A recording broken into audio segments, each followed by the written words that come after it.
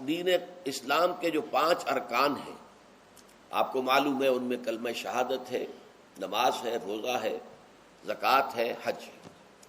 تو ان میں سے ایک رکن جو ہے صیام، روزہ، اس کے بارے میں اس کے جملہ احکام، ابتدائی احکام کیا تھے، تکمیلی احکام کیا تھے، پھر اس کی حکمت درجہ بدرجہ، روزہ محض روزہ ہوتا تو اس کی حکمت کیا تھی، مقصد کیا تھا، اور روزے کے ساتھ رمضان مبارک کا پروگرام قیام اللیل کو شامل کیا گیا تو اس کا مقصد کیا ہے، اس کا مطلوب کیا ہے، اس کا مقصود کیا ہے۔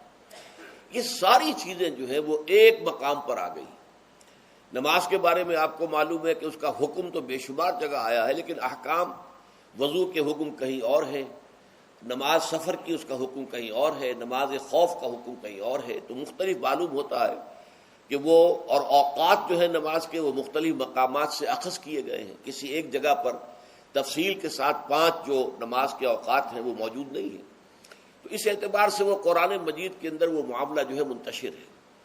اسی طرح زکوٰۃ کا معاملہ ہے کہ زکوٰۃ کا حکم تو بے شمار مرتبہ آیا ہے، اس کے احکام قرآن میں نہیں ہے۔ اس کا نصاب کیا ہے، کس کے ذمے زکوٰۃ واجب ہے، اس کا پھر اس کی کیا ریشو ہے، کیا نسبت ہے، کیا مقدار ہے، کہیں نہیں، یہ احادیث سے۔ حج کا معاملہ ہے تو وہ بھی کم سے کم 2 مقامات پر، بلکہ اس سے زائد مقامات پر آپ کو اس کا ذکر ملے گا۔ مکی صورتوں میں بھی ہے سورہ حج، اس میں 2 رکوع مسلسل ہیں، پھر مدنی صورتوں میں سے سورہ بقرہ، اس کے بعد جو ہے 23ویں رکوع کے بعد 24 اور 25واں رکوع پورا جو ہے وہ حج کے مناسک پر مشتمل ہے۔ اس سے کچھ پہلے جو ہے وہ سعی بین الصفا والمروہ جو ہے اس کا ذکر 20ویں رکوع کے آخر میں آ چکا ہے۔ حج کی فرضیت کا حکم جو ہے وہ سورہ آل عمران میں ہے۔ لیکن یہ کہ یہ صوم کی عبادت جو ہے، جو کہ خود ایک رکن ہے اسلام کا، اس کے معاملے میں یہ 6 آیات اتنی جامع ہیں کہ اگر ان کو انسان سمجھ لے تو کل معلومات جو ہے صوم کے بارے میں جو مطلوب ہیں وہ اس کو حاصل ہو جائیں گے، اس کے احکام بھی، اس کی حکمتیں بھی۔ تو اسی حوالے سے آج ان پر گفتگو ہوگی، لیکن درس کے انداز میں نہیں، بلکہ میری اپنی گفتگو کے دوران ان آیات کا حوالہ آئے گا تو میں چاہوں گا کہ آپ اس وقت بھی اپنی نگاہیں جو ہے اس کے ٹیکسٹ کے اوپر مرکوز کریں، تاکہ آپ کے ذہن میں جو ہے یہ مضامین آیات کے الفاظ کے ساتھ ایسوسیشن قائم کر کے محفوظ ہو جائیں۔ اچھا، اس کے علاوہ پھر میں نے وہ خطبہ پڑھا ہے، بلکہ اس کا ابتدائی کلمات صرف پڑھے ہیں، جس کے بارے میں حضرت سلمان فارسی رضی اللہ تعالیٰ عنہ نے یہ بیان کیا کہ حضور نے ہمیں یہ خطبہ ارشاد فرمایا شعبان کے آخری دن۔ تو یہ گویا کہ اس مناسبت سے آج ہمارا اس خطبے کو پڑھنا جو ہے بہت ہی موزوں ہے، اس لیے کہ یہ خطبہ جو ہے آج، جیسا کہ میں نے عرض کیا، ہو سکتا ہے بلکہ غالب امکان اسی کا ہے کہ آج شعبان کا آخری دن ہے، تو گویا کہ ہم حضور کے نقش قدم کی پیروی کرتے ہوئے، آپ کی سنت پر عمل کرتے ہوئے ہم اس وقت اس خطبے کو پڑھیں گے۔ یہ خطبہ جو ہے اس کا مکمل ترجمہ جو تازہ ایشو ہے ندائے خلافت کا، اس میں سرورق پر درج کر دیا گیا نمایاں طور پر۔ پھر ہم نے ایک 4 ورقے کی حیثیت سے کتابچے کی شکل میں بھی اس کو شائع کیا ہے۔ بدقسمتی سے اس کا اہتمام نہیں ہو سکا کہ وہ یہاں سب کے لیے پیش کیا جاتا، لیکن یہ کہ کچھ نہ کچھ نسخے اس کے یہاں آئے ہیں، اس میں بھی یہ پورا خطبہ درج ہے۔ پھر ایک ناشر نے، جن کا تعلق ایسے تنظیم اسلامی کے ساتھ ہے، اس کو خوبصورت انداز میں شائع کیا ہے 4 ورقے کو، لیکن اس کی انہوں نے قیمت رکھی ہے کہ اس کے 10 نسخے 10 روپے میں آپ کو مل جائیں گے، تاکہ آپ زیادہ سے زیادہ لیں اور تاکہ لوگوں میں تقسیم کریں، تاکہ وہ ذہنی تیاری جو ہے، ذہنی اور قلبی اور روحانی، رمضان مبارک کی برکات سے صحیح طور پر مستفید ہونے کے لیے اس میں آپ کے دوست، اعزاء و قارب، رشتہ دار بھی شریک ہو سکیں۔ میں سب سے پہلے اب آغاز کر رہا ہوں اسی خطبے کے ان الفاظ سے کہ جو یہاں پر درج ہیں، آپ بھی اس کی متن پر نگاہ رکھیے۔ ان سلمان الفارسی رضی اللہ عنہ، حضرت سلمان فارسی رضی اللہ تعالی عنہ سے یہ روایت ہے۔ حضرت سلمان آپ کو معلوم ہے کہ ایران میں پیدا ہوئے، اور ان کے والد جو ہیں وہ آتش کدے کے بڑے ذمہ دار آدمی تھے، لیکن ان کو نفرت پیدا ہوئی کہ یہ آگ ہم خود جلاتے ہیں، ایندھن اس میں نہ ڈالیں تو بجھ جاتی ہے، ہم کیسے اس کے سامنے ہاتھ جوڑ کر کھڑے ہو جائیں اور اس سے دعائیں مانگیں۔ بہرحال اس بنا پر جو بھی چپقلش ہوئی، تو جیسے حضرت ابراہیم علیہ السلام کو ان کے والد نے گھر سے نکال دیا تھا، انہیں بھی گھر سے نکلنا پڑا۔ جیسے حضرت ابراہیم نے پھر ہجرت کی تھی اور وہ عراق سے جو ہے شام کی طرف منتقل ہوئے تھے، تو تو یہ ایران سے شام کی طرف منتقل ہوئے، وہاں جا کر انہوں نے عیسائیت کا مذہب اختیار کیا، راہبوں کے پاس رہے، آخری راہب جس کے پاس تھے زیر تربیت اور تعلیم تھے، تو جب اس کے انتقال کا وقت آیا تو انہوں نے کہا کہ مجھے تو ابھی تشفی نہیں ہوئی پورے طور سے، آپ نے بہت کچھ سکھایا ہے، بہت کچھ سمجھایا ہے، اور میں نے آپ سے بہت کچھ فیض حاصل کیا ہے، لیکن ابھی تو مجھے تشفی نہیں ہوئی، اب آپ کا انتقال ہو رہا ہے، میں آپ کے بعد کس کے پاس جاؤں؟ تب اس نے کہا کہ میرا علم مجھے بتاتا ہے کہ نبی یہ آخر الزمان کا ظہور اب قریب ہے، اور وہ جنوب میں کھجوروں کی سرزمین میں ہوگا، تو تم جاؤ، ٹرائی یور لک، جاؤ دیکھو شاید قسمت تمہیں ان کے قدموں میں پہنچا دے۔ تو وہ وہاں سے روانہ ہوئے ایک قافلے کے ساتھ، قافلے پر ڈاکوؤں نے حملہ کیا، انہیں پکڑ کر غلام بنا لیا، غلام بنا کر بیچ دیا، لیکن یہ دیکھیے قسمت ان کی کہ مدینے کے یہودی نے خرید لیا، اب مدینے پہنچ گئے۔ اب وہاں خبریں انہیں مل رہی ہیں کہ مکے میں کسی صاحب نے دعویٰ کیا ہے نبوت کا، لیکن ان کے پاؤں میں تو غلامی کی بیڑیاں، یہ مکے تو نہیں جا سکتے۔ تو میں کہا کرتا ہوں کہ یہ اس شخص کی قسمت ہے کہ جیسے ہم کہتے ہیں کہ پیاسا کنویں کے پاس جایا کرتا ہے، کنواں تو پیاسے کے پاس نہیں آتا، لیکن یہاں کیا ہوا، کنواں چل کر پیاسے کے پاس پہنچا ہے۔ محمد الرسول اللہ صلی اللہ علیہ وسلم ہجرت فرما کر مدینے تشریف لے آئے۔ تب انہوں نے اپنے آقا سے ایک روز کچھ تھوڑی سی کھجوریں مانگی، لیں اور اجازت طلب کی اور جا کر حضور کی خدمت میں پیش کی، کیونکہ اس نے یہ بتایا تھا راہب نے کہ وہ ہدیہ تو قبول کر لیں گے، صدقات قبول نہیں کریں گے، صدقہ قبول نہیں کریں گے۔ تو اسی امتحان کے لیے جا کر حضور کی خدمت میں وہ کھجوریں پیش کی۔ حضور نے پوچھا کیا ہے؟ عرض کیا صدقہ، فرمایا نہیں میں صدقہ قبول نہیں کرتا، یہ غربا کا حق ہے، دے دو، تقسیم کر دو۔ پھر کچھ عرصے کے بعد پھر کچھ کھجوریں لی ہوں گی اپنے اس آقا سے، پھر پہنچے، پھر جب حضور نے پوچھا کیا ہے، عرض کیا کہ یہ ہدیہ، آپ نے فرمایا ہاں ٹھیک ہے، ہدیہ میں قبول کرتا ہوں۔ تو فوراً قدموں میں گر گئے، ایمان لے آئے۔ اور ان کا معاملہ جو ہے یہ بھی جان لیجئے کہ یہ فقراء صحابہ میں سے تھے جو کوئی کام نہیں کرتے تھے، ہمہ وقت حضور کے ساتھ رہنا، اور اس اعتبار سے حضور نے ان کے بارے میں یہ بھی کہا ہے کہ سلمان و منا من اہل البیت، سلمان جو ہے وہ ہمارے اہل بیت میں شامل ہے رضی اللہ تعالی عنہ۔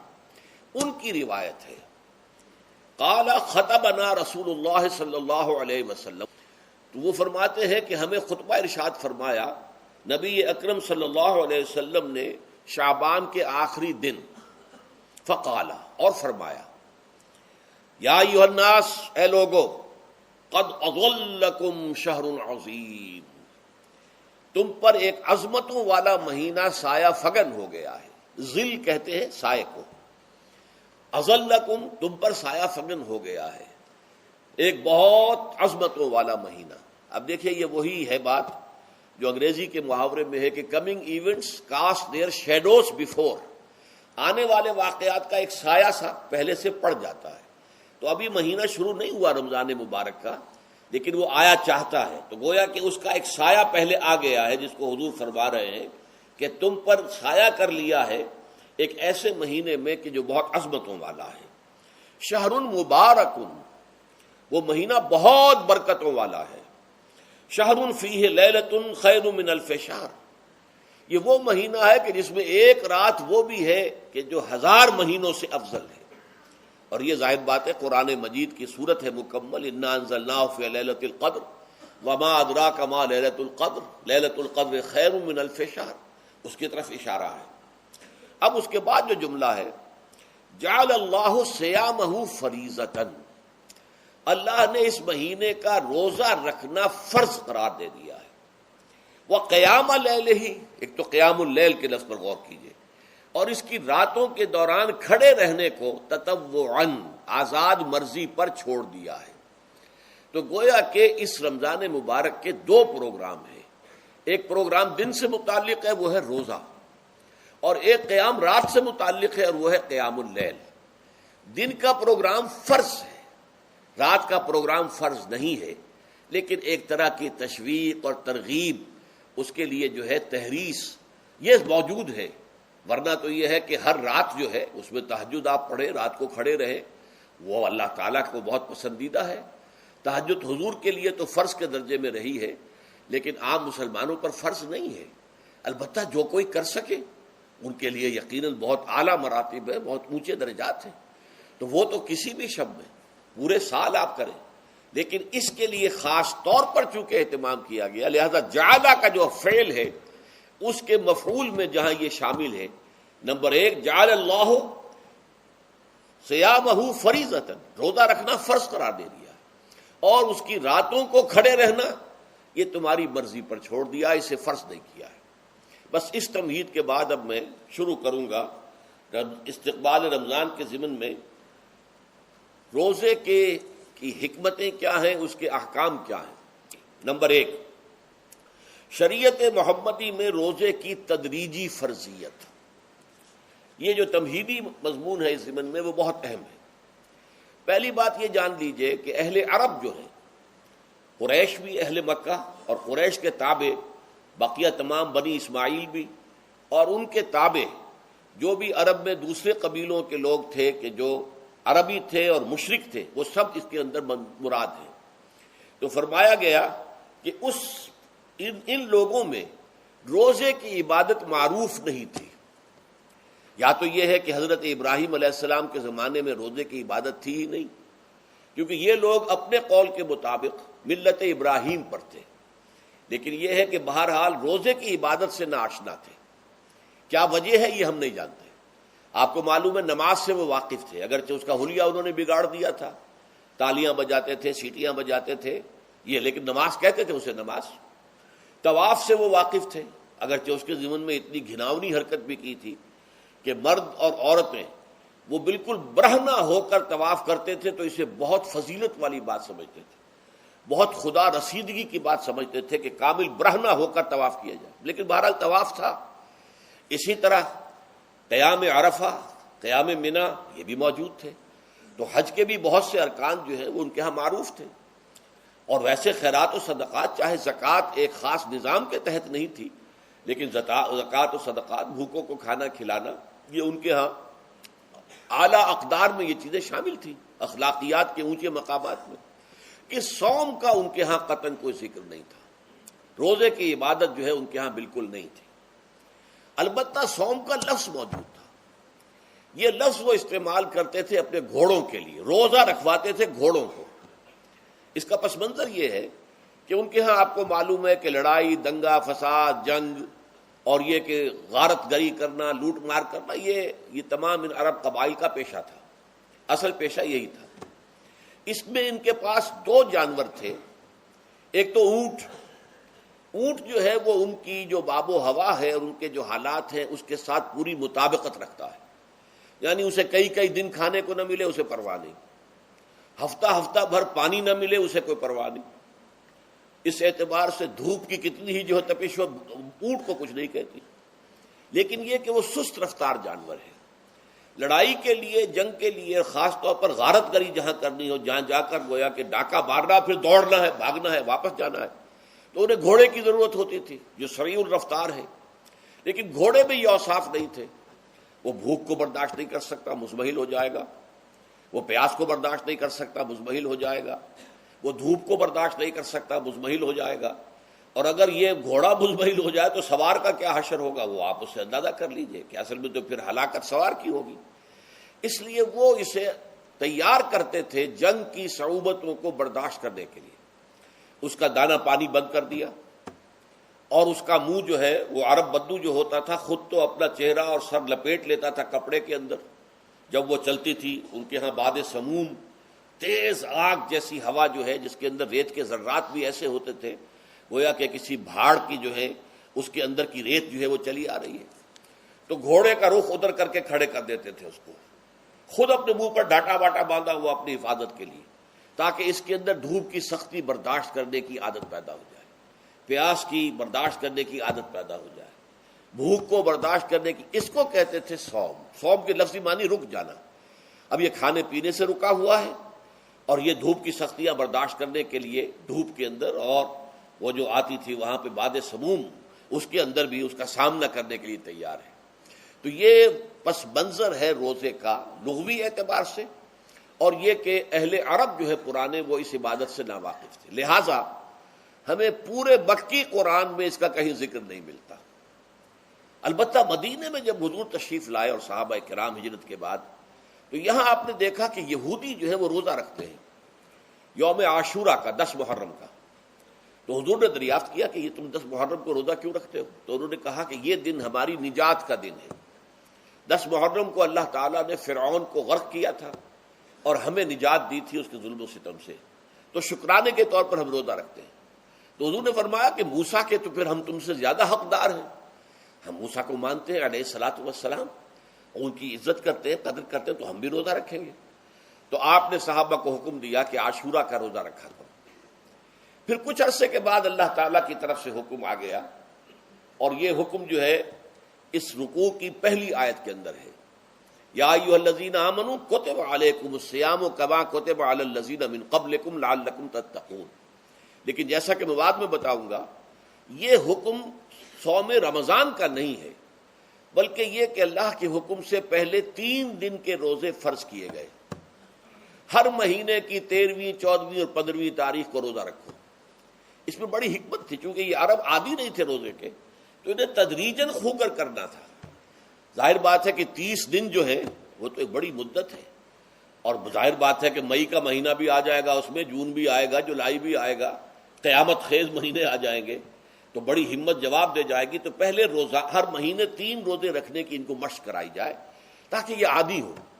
یہ 3 روزے اگر مئی میں بھی آ گئے، جون میں بھی آ گئے، تب بھی ٹھیک ہے، اس کو انسان 3 دن کی تو مشقت برداشت کر سکتا ہے. تو پہلے یہ کیا گیا، لیکن اس کے ضمن میں یہ حکم دے دیا گیا، اس کو کہتے ہیں وجوب علی التخییر، یہ اختیار دے دیا گیا کہ یہ 3 روزے تم پر واجب کیے جا رہے ہیں، لیکن یہ کہ اگر تم یہ روزے نہ رکھو تو تم فدیہ دے سکتے ہو، 1 مسکین کو کھانا کھلانا صبح و شام. یہ ہے وجوب علی التخییر. دوسری رعایت یہ دی گئی کہ اگر کوئی شخص ان 3 تاریخوں میں بیمار ہو یا سفر پر ہو تو وہ تعداد دوسرے دنوں میں پوری کر لے. یہ ہے گویا کہ سب سے پہلا حکم جو دیا گیا ہے. اور اس کے ضمن میں اب میں چاہتا ہوں کہ آیت نمبر 2 آپ اچھی طرح پڑھ لیں، اپنا سامنے رکھیے اور اس کے حوالے سے یہ بات سمجھ لیجیے. ایام معدودات، یہ دن ہیں چند گنتی کے. مجھے حیرت ہوتی ہے کہ جدید جو مفسرین ہیں جنہوں نے اردو میں ترجمے کیے ہیں، تفسیریں کی ہیں، ان سب کی نگاہوں سے یہ بات اوجھل رہی کہ یہ در حقیقت رمضان کے روزے کا ذکر نہیں ہے، بلکہ اس ابتدائی حکم سے متعلق ہے کہ جو ہر مہینے میں 3 دن کے روزے رکھنے کا حضور نے دیا تھا. لیکن یہ کہ میرا اپنا ذاتی واقعہ یہ ہے زندگی کا، اور یہ اہم واقعات میں سے ہے. میں جب میڈیکل کالج میں پڑھتا تھا، سمجھیے 19-20 سال کی میری عمر، اس وقت بھی مجھے یہ احساس ہوا تھا کہ یہ جو 2 آیات آئی ہیں یہاں ایک دوسرے کے تقابل میں، یہ بیک وقت نازل نہیں ہو سکتی، ان میں وقفہ ہوگا. اور یقیناً پہلا حکم کسی اور پس منظر میں ہے، دوسرا حکم جو بعد میں ہم دیکھیں گے وہ کسی اور پس منظر میں ہے. تو میری رائے یہ تھی، اور میں اس پر قائم بھی تھا، بیان بھی کرتا تھا، لیکن ڈرتا تھا، اس لیے کہ اس وقت تک جتنی تفسیریں میں نے دیکھی تھی، ترجمے دیکھے تھے، ان میں سے کسی نے یہ بات کہی نہیں تھی. تو ایک آدمی اپنی رائے کے اوپر اتنی بڑی بات کہہ دے تو میں ڈرتا رہتا تھا، لیکن کہتا تھا کہ میری رائے یہی ہے. پھر اتفاق سے جماعت اسلامی ہند کا ترجمان ہوتا تھا ماہنامہ زندگی، عروج احمد قادری صاحب اس کے مدیر تھے. وہ جو ایک پرچہ آیا اس میں انہوں نے ایک تنقید کی تھی مولانا سید انور شاہ بخاری رحمۃ اللہ علیہ پر، کہ ان کشمیری رحمۃ اللہ علیہ سے ان کے اوپر یہ تنقید کی تھی کہ انہوں نے یہ عجیب بات کہہ دی ہے کہ یہ جو حکم ہے یہ رمضان کا نہیں ہے، بلکہ رمضان سے پہلے جو حضور نے حکم دیا تھا 3 دن کے روزے رکھنے اس سے متعلق ہے.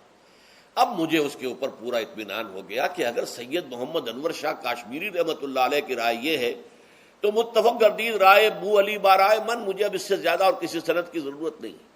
بعد میں نے جب تفسیر کبیر امام رازی رحمۃ اللہ علیہ کی اس کا بھی مطالعہ شروع کیا تو میں حیران ہوا کہ سلف میں تو یہ رائے کثرت سے موجود تھی. کیا سبب ہوا ہے کہ آج کے دور کے جو مترجمین اور مصنفین ہیں ان کی نگاہوں سے بالکل یہ بات اوجھل ہو گئی. اس معمے کو میں حل آج تک نہیں کر سکا، لیکن اب میں پورے تیقن سے آپ سے کہہ رہا ہوں کہ یہ جو پہلی 2 آیتیں ہیں ان کا تعلق صوم رمضان سے نہیں ہے، بلکہ ان کا تعلق ہے وہ 3 دن کے. اس کی سب سے بڑی دلیل اس کے اندر موجود ہے ایام معدودات، گنتی کے چند دن. اب 30 یا 29 دن جو ہے وہ گنتی کے چند دن نہیں ہو سکتے، وہ اچھی بڑی تعداد ہے. پھر یہ ہے کہ یہ معدودات جو ہے اس کو کہا جاتا ہے جمع قلت، یہ زیادہ سے زیادہ 9 پر اس کا اطلاق ہوتا ہے، اس وزن پر جو جمع آتی ہے، اور اس میں جو ہے خود قرآن مجید میں حج کے سلسلے میں منا کے قیام کے ضمن میں الفاظ آئے ہیں، ایام معدودات فمن تعجل فی یومین فلا اسم علیہ ومن تاخر فلا اسم علیہ۔ منا میں قیام ہے گنتی کے چند دن، تو جو 2 دن ہی میں جلدی کر کے وہاں سے واپس ہو جائے اس پہ بھی کوئی اس گناہ نہیں ہے، اور جو مؤخر کر کے 3 دن پورے کرے اس پر بھی کوئی گناہ نہیں۔ تو وہاں پر بھی نظیر موجود ہے کہ 2 یا 3 دن پر اس کا اطلاق ہو رہا ہے۔ تو یہاں پر ایام معدودات سے لازماً یہ مراد ہے کہ یہ 3 دن جو ہے ہر مہینے میں 13ویں، 14ویں، 15ویں، در حقیقت اس روزے سے متعلق یہ آیت آ رہی ہے۔ اور یہ بھی نوٹ کر لیجئے کہ رمضان کے روزے کی فرضیت کے بعد بھی حضور کا معمول اور آپ کے صحابہ کا، اور جو بھی ہمارے ہاں اتباع کرتے ہیں حضور صلی اللہ علیہ وسلم کا نوافل میں بھی ان کا یہ معمول ہے۔ ہر مہینے میں یہ 3 روزے حضور بعد بھی رکھتے تھے، اور آپ کے بہت سے صحابہ رکھتے تھے، اور آج بھی ہمارے ہاں بہت سے لوگ جو دیندار ہیں اور جن کے اندر یہ جذبہ ہے اتباع سنت کا، وہ رکھتے ہیں۔ 13ویں، 14ویں اور 15ویں تاریخوں کا ان کو ایام 20 کہتے ہیں۔ اس کی راتیں روشن ہوتی ہیں، 13ویں رات، 14ویں رات، 15ویں رات۔ چاند جو ہے اس کے اندر آپ کو معلوم ہوتا ہے 14ویں کو تو مکمل ہوتا ہی ہے، 13ویں اور 15ویں کا بھی تقریباً مکمل ہے۔ تو ایام 20 کے روزے جو ہیں بعد میں بھی برقرار رہے ہیں، لیکن نفلاً۔ فرض اس کے بعد جو ہے وہ رمضان کے روزے ہو گئے۔ تو ایام معدودات یہ دن ہیں گنتی کے۔ فمن کان منکم مریض او علی سفر فعدۃ من ایام اخر، تو جو کوئی بھی تم میں سے ہو بیمار یا سفر پر تو وہ تعداد پوری کر لے دوسرے دنوں میں۔ گویا کہ اب اگلی کے اب ایک تو یہ رعایت ہو گئی، دوسری رعایت وعلی الذین یطیقونہ فدیۃ طعام مسکین، اور ان لوگوں کے ذمے کے جو اس کی طاقت رکھتے ہوں، یعنی مریض بھی نہیں ہے، صحت مند ہے، روزہ رکھ سکتے ہیں، سفر بھی نہیں ہے، سفر پر نہیں ہے، مقیم ہے، روزہ رکھ سکتے ہیں، پھر بھی نہ رکھیں تو ان کے لیے بھی ایک اختیار، اسی لیے میں نے لفظ استعمال کیا تھا وجوب علی التخییر، واجب تو ہے لیکن اس میں ایک اختیار دے دیا گیا ہے۔ وہ اختیار کیا ہے؟ فدیۃ طعام مسکین۔ تو پھر یہ ہے کہ ایک مسکین کو کھانا کھلا دینا، فدیہ کہتے ہیں کسی چیز کا بدل ہو جائے، جیسے کہ جنگی مجرم ہے اس کا فدیہ ہے، گویا کہ اس کو دے کر وہ پھر آزاد ہو جائے گا، فدیہ اس کو کہتے ہیں۔ ففدیۃ طعام مسکین، لیکن یہ ہے کہ فمن تطوع خیرا فہو خیر اللہ، اور جو نیکی سے خیر کرنا چاہے مزید تو وہ اس کے لیے بہتر ہے، ایک کے بجائے 2 کو کھلائے، 3 کو کھلائے، 4 کو کھلائے، 10 کو کھلائے، تو یہ تو ترغیب ہے، لیکن کم سے کم ایک مسکین کو کھانا کھلانا 2 وقت کا۔ وَأَن تَصُومُوا خَيْرٌ لَكُمْ، اب دیکھیے یہ لفظ بول رہے ہیں، اگر تم روزہ رکھو تو یہ تمہارے حق میں بہتر ہے، یعنی اگرچہ اختیار تمہیں دے دیا ہے، اختیار یہ ہے کہ روزہ رکھو، اگر نہ رکھو تو فدیہ دے دو ایک مسکین کا کھانا، لیکن اگر تم روزہ رکھو، ان کنتم تعلمون، اگر حقیقت میں تم علم رکھتے ہو کہ روزے کے اندر کیا کیا برکات ہیں، تو تمہیں روزہ لازماً رکھنا چاہیے۔ تشویق اور ترغیب موجود ہے، لیکن یہ کہ اس کی فرضیت یا وجوب نہیں ہے۔ یہ تھا ابتدائی حکم روزے کی ضمن میں۔ اب اس کے بعد اگلی آیت جو ہے اس کے بھی پہلے حصے کو مت پڑھیے، شہر رمضان الذی انزل فیہ القرآن، اس کے بارے میں تو بعد میں گفتگو ہوگی، بینات من الہدی والفرقان، لیکن اگلا جملہ فمن شہد منکم الشہر فلیصم، اب یہ رمضان کے روزے کی فرضیت کا حکم آیا ہے۔ رمضان کا مہینہ وہ ہے جس میں قرآن نازل کیا گیا، اس کے بارے میں جیسا کہ میں نے عرض کیا پھر بعد میں عرض کروں گا، لیکن جو شخص بھی تم میں سے موجود ہو اس مہینے میں، اپنے گھر میں موجود ہے، اپنے شہر میں موجود ہے، سفر پر نہیں ہے، یا یہ ہے کہ جو شخص بھی اس مہینے کو پائے، اس کی زندگی میں یہ مہینہ آ جائے، یہ برکتوں کا ایک موقع اسے مزید حاصل ہو جائے، فلیصم، یہ امر کا صیغہ ہے، یہ وجوب ہے مطلقاً۔ اب اس میں جو 2 رعایتیں پہلے دی گئی تھی ان میں سے ایک کو برقرار رکھا، وَمَنْ كَانَ مَرِيضًا أَوْ عَلَى سَفَرٍ فَعِدَّةٌ مِّنْ أَيَّامٍ أُخَرَ، یہی وہ الفاظ ہیں جن کی بنا پر میرا گمان اس وقت بھی یہ تھا کہ یہ 2 بیک وقت نازل نہیں ہو سکتی آیات، یہ جو تکرار ہے بے معنی تکرار ہو جائے گی پھر اگر ایک ہی وقت میں نازل ہو رہی ہو، اور قرآن مجید کی فصاحت اور بلاغت سے یہ چیز بعید ہے کہ وہاں پر اس طرح کی تکرار بلا سبب ہو رہی ہو۔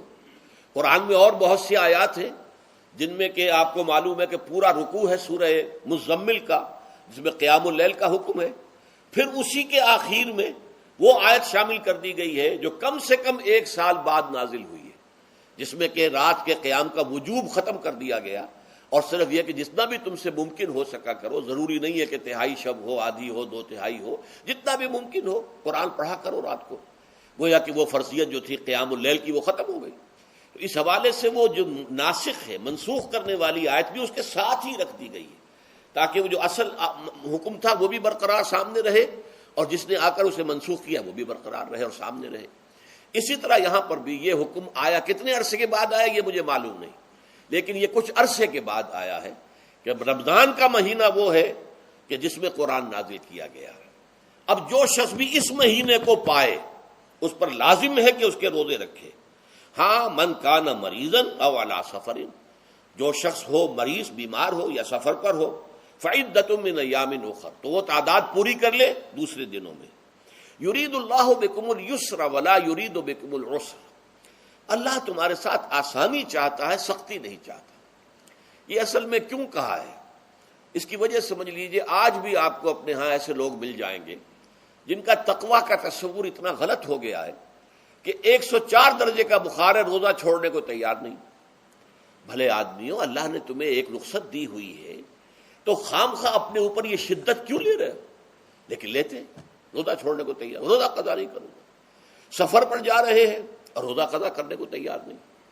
ایک موقع پر ایک غزوے کے دوران ایسا ہوا کہ کچھ لوگوں نے روزہ رکھا ہوا تھا، لیکن وہ اتنے یوں سمجھیے مزمحل ہو گئے کہ جب پڑاؤ پر پہنچے تو جن کا روزہ نہیں تھا انہوں نے تو بڑی چاق و چوبند طریقے سے خیمے نصب کیے، سارا بندوبست کیا، اور یہ جا کر بے سدھ ہو کر بے ہوش ہو کر گر پڑے۔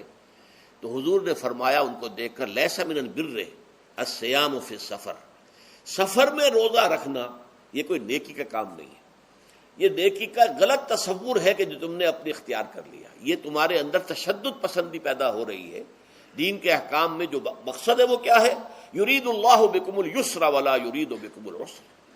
اسی پر عمل کرتے ہوئے حضور نے فرمایا ہے کہ جو بھی علماء دین ہیں یا جو رہنمایان دین ہیں ان کا کام کیا ہے؟ آپ نے فرمایا یسروا ولا تعسروا، دیکھو آسانیاں پیدا کرو، سختیاں پیدا نہ کرو۔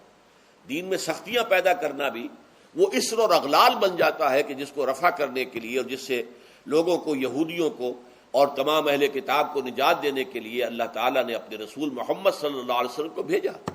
وَيَضَعُ عَنْهُمْ إِصْرَهُمْ وَالْأَغْلَالَ الَّتِي كَانَتْ عَلَيْهِمْ، کہ جہاں وہ نیکی کا حکم دیتے ہیں، بدی سے روکتے ہیں، پاکیزہ چیزوں کو حلال ٹھہراتے ہیں اور خبیث چیزوں کو، ناپاک چیزوں کو حرام قرار دیتے ہیں، وہیں وہ لوگوں کے اوپر سے وہ بوجھ بھی ختم کرتے ہیں کہ جو انہوں نے خام خواہ اپنے اوپر لاد لیے۔ تو ان میں سے یہ بھی ہے کہ یہ نیکی کا کام نہیں ہے کہ آپ سفر میں ہیں اور روزہ رکھ رہے ہیں۔ یرید اللہ بکم الیسر ولا یرید بکم العسر وَلِتُكْمِلُوا الْعِدَّةَ، لیکن یہ بات واضح رہے کہ اب تمہارے لیے تعداد کو پورا کرنا لازم ہے۔ یہ نہیں ہے کہ آپ اس کی جگہ پر فدیہ دے دیں تو بات پوری ہو جائے گی، نہیں۔ روزے کی تعداد، آپ کے رمضان میں 2 روزے 3 روزے چھوٹ گئے بیماری کی وجہ سے، ٹھیک ہے، لیکن دوسرے دنوں میں اس کی قضا دینی لازم ہے۔ وہ روزے رکھنے جو ہے آپ پر لازم ہے، ان کا کوئی بدل جو ہے وہ فدیہ نہیں ہو سکتا۔ البتہ یہ نوٹ کر لیجئے، یہ حکمت نبوی ہے کہ یہاں اگرچہ وہ فدیے کا حکم جو ہے گویا کہ بظاہر قرآن مجید کے الفاظ سے محسوس ہوتا ہے کہ مطلقاً منسوخ ہو گیا، لیکن حضور نے اس کو خاص حالتوں میں باقی رکھا ہے۔ کوئی شخص اتنا بوڑھا ہو چکا ہے یا خاتون اتنی بوڑھی ہو چکی ہے کہ دن بھر کا فاقہ جو ہے اس میں اندیشہ ہے کہ کہیں ہلاک نہ ہو جائے، کوئی مریض ہے، مرد ہے یا عورت ہے، وہ ڈائبٹیز کی مریضہ ہے، اس کو وہ شوگر کا مرض ہے اور وہ اس کو برداشت نہیں کر سکتی، شوگر لیول بہت نیچے ہو جائے تو موت واقع ہو سکتی۔ کوئی ایسا مریض ہے جس کو مرض سے شفا پانے کی اب کوئی امید ہے ہی نہیں کہ میں مرض سے شفا پا جاؤں گا یا پا جاؤں گی تو اس کے بعد میں روزہ مکمل کر دوں گی، نہیں۔ ایسے لوگوں کے لیے حضور نے اس رعایت کو برقرار رکھا ہے کہ ایسے لوگ اگر ایک مسکین کو کھانا کھلا دیں تو یہ فدیہ بن جائے گا۔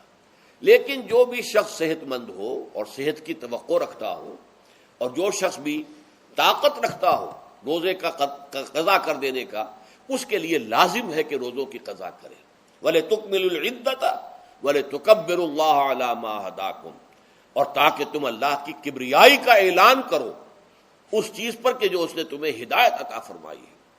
اب اس کا ایک تو ظاہر ہے کہ جب روزے ختم ہوتے ہیں عید الفطر میں تکبیر، اضافی تکبیرات کے ساتھ 2 رکعتیں ہیں جو ہم ادا کرتے ہیں۔ احناف کے نزدیک 6 اضافی تکبیرات ہیں اور اہل حدیث کے نزدیک 12 ہیں، لیکن تکبیرات ہیں اضافی۔ اور یہ کہ جاتے ہوئے اور آتے ہوئے عید کے لیے آپ جا رہے ہیں تو تکبیرات پڑھتے ہوئے جائیے، واپس آ رہے ہیں تکبیر پڑھتے ہوئے آئیے، اور یہ بھی کہ جاتے ہوئے راستہ کوئی اور، آتے ہوئے راستہ کوئی اور اختیار کیجئے، تاکہ پورا شہر، پوری بستی جو ہے تکبیر کی آواز سے گونج جائے۔ یہ ظاہر ہے، باطن اس کا کیا ہوگا؟ اللہ کی کبریائی کا اعلان کرو، اللہ کی کبریائی کو نافذ کرنے کی کوشش کرو۔ جب اللہ نے تمہیں ہدایت دے دی ہے، تمہیں اپنے دین حق سے نواز دیا ہے، اب تمہارا فرض ہے کہ اس کو قائم کرو، اس کے لیے جد و جہد کرو، اس کے لیے تن من دھن لگاؤ، اس کے لیے جان اور مال سے جہاد کرو۔ وَلِتُكَبِّرُوا اللَّهَ عَلَى مَا هَدَاكُمْ وَلَعَلَّكُمْ تَشْكُرُونَ، اور تاکہ تم واقعتاً شکر کرو۔ اس پر بھی گفتگو بعد میں ہوگی۔ یہ حکمت صوم کے حوالے سے ہے یہ لفظ۔ اس کے بعد جو ہے ایک آیت چھوڑ کر پھر اگلی 5ویں آیت پڑھیے۔ یہ ہے تکمیلی احکام۔ ابتدائی احکام آ گئے، نمبر 2 میں صوم رمضان کا حکم آ گیا۔ نمبر 3 پر ہوا کیا تھا کہ جب روزوں کا حکم دیا گیا تو چونکہ مثال آپ نے رکھی تھی یہود کی کہ یہود جو ہے عاشورہ کا روزہ رکھتے ہیں تو ہم بھی کیوں نہ رکھیں، مسلمانوں تم بھی رکھو۔ اس سے گمان یہ کیا گیا کہ جو احکام یہود کی شریعت میں ہیں روزے کے، شاید وہی ہماری شریعت میں بھی ہے، اور ان کی شریعت میں یہ تھا کہ رات کو سو گئے تو روزہ شروع ہو گیا، اور وہ روزہ اب نہ کوئی سحری ہے نہ رات میں کے دوران کوئی میاں اور بیوی جو ہے وہ ہم بستری کر سکتے ہیں، بلکہ یہ کہ وہ روزہ صبح سے لے کر پھر جب رات کے بعد صبح آئے گی، صبح سے پھر دوپہر اور شام اور غروب آفتاب پر جا کر روزہ ختم ہوگا۔ گویا کہ کم و بیش 20 گھنٹے کا روزہ یا 21 گھنٹے کا روزہ، کیونکہ اگر غروب آفتاب کے 3 گھنٹے کے بعد آدمی سو گیا تو وہاں سے جو روزہ شروع ہوا ہے تو غروب آفتاب پر اگلے روز جو ہے وہ ختم ہوگا، تو ہو جائے گا 20-21 گھنٹے کا روزہ۔ یہ روزے کا حکم لوگوں نے سمجھا، اس کی صراحت کوئی نہیں تھی، لیکن لوگ جو ہے چونکہ صراحت منفی بھی نہیں تھی مثبت بھی نہیں تھی، لہذا وہ رات کے وقت میں جب جو دن ہوتے تھے روزوں کے، ان کی راتوں میں وہ اپنی جو بھی ایک طبعی ضرورت ہے، جو ہم بستری ہے میاں اور بیوی کی، شوہر اور بیوی کی، وہ کر گزرتے تھے۔ جذبات کے اندر جو بھی اس وقت ان کی احتیاج ہوئی، دل میں کھٹک رہتی تھی کہ پتہ نہیں ہم نے یہ صحیح کام کیا نہیں کیا، غلط کیا، تو اس سے یہ کہ ظاہر بات ہے کہ پھر قرآن مجید اسے قرار دے رہا ہے اپنے آپ سے خیانت کرنا۔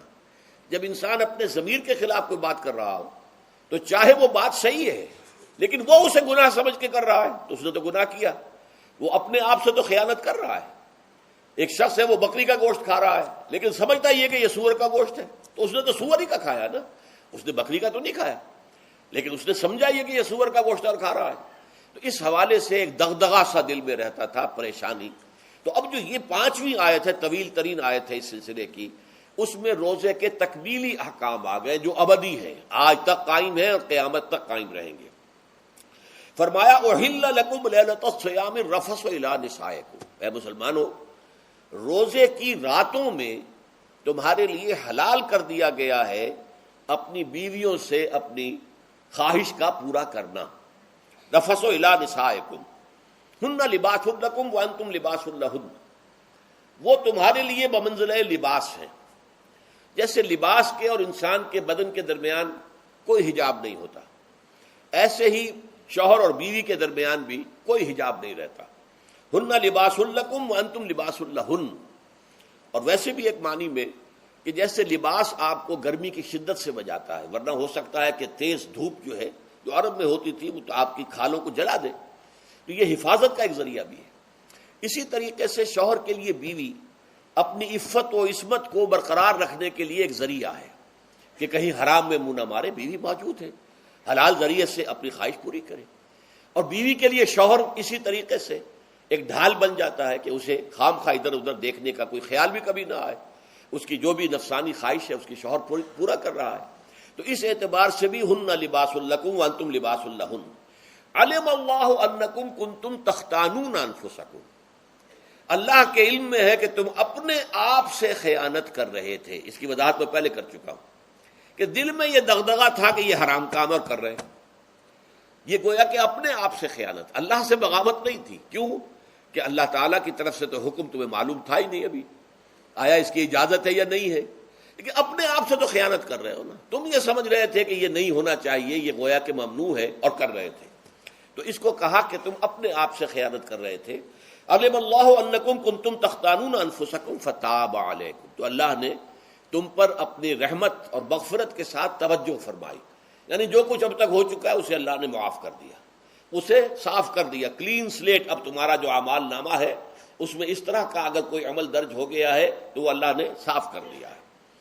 وعفا عنکم، اور تمہیں معاف بھی کر دیا ہے۔ فالآن باشروہن، تو اب تم ان کے ساتھ جو بھی تعلق زن و شو ہے اس کو اختیار کر سکتے ہو۔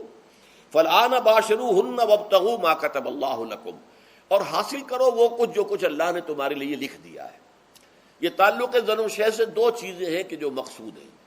ایک تو سب جانتے ہیں اولاد، ہر انسان کی خواہش ہوتی ہے کہ میری نسل کا تسلسل باقی رہے، لیکن نمبر دو ایک شے اور ہے، قرآن مجید میں بیان کیا گیا، بولے تسکنوا الیہا، اس میں ایک سکون ہے، اس میں جو بھی ہے، جو بھی عمل ہے مباشرت کا، اس میں ایک اعصابی طور پر سکون کی کیفیت انسان کو حاصل ہوتی ہے، تو یہ بھی مطلوب و مقصود ہے۔ تو ما کتب اللہ لکم، تمہارے لیے اللہ نے اس میں ایک تو اولاد کا معاملہ رکھ دیا ہے اور ایک تمہارے لیے سکون کا، لتسکنوا الیہا، تاکہ تم ان کی طرف توجہ کر کے سکون حاصل کرو۔ فالآن باشروہن وابتغوا ما کتب اللہ لکم وکلوا واشربوا، اب سحری کا حکم آ گیا، وکلوا واشربوا حتی یتبین لکم الخیط الابیض من الخیط الاسود من الفجر، اور کھاتے رہو اور پیتے رہو یہاں تک کہ تمہارے لیے فجر کے وقت کے اعتبار سے سفید ڈوری سیاہ ڈوری سے بالکل علیحدہ ہو جائے۔ اصل میں اس کو بعض صحابہ نے تو سمجھا کہ یہ لغوی معنی اس کے لیے کہ آپ اپنے تکیے میں ایک سفید دھاگا رکھ لیا اور ایک کالا رکھ لیا، اور دیکھتے رہتے تھے جب یہ سفید اور کالا علیحدہ علیحدہ نظر آنے لگے تو پھر روزے کا رکھنے کا وقت شروع ہو چکا اور اب کھانا پینا بند کر دیا جائے۔ فرمایا گیا یہ مراد نہیں ہے، یہ جب پاؤں پھٹتی ہے تو اس کے اندر ایک سفید سی لکیر جو ہے افق کے اوپر آتی ہے، یہ ہے مراد، کہ وہ جو سفید لکیر ہے وہ ظاہر ہو جائے اور وہ رات کے اختتام کا گویا کہ ایک اعلان اور علم بن جائے۔ تو وَكُلُوا وَاشْرَبُوا، اب اس کی جو ہے بڑی تاکید کی گئی، تسحروا فإن فی السحور برکۃ، سحری ضرور کیا کرو، اور یہ در حقیقت برکت کا ذریعہ ہے۔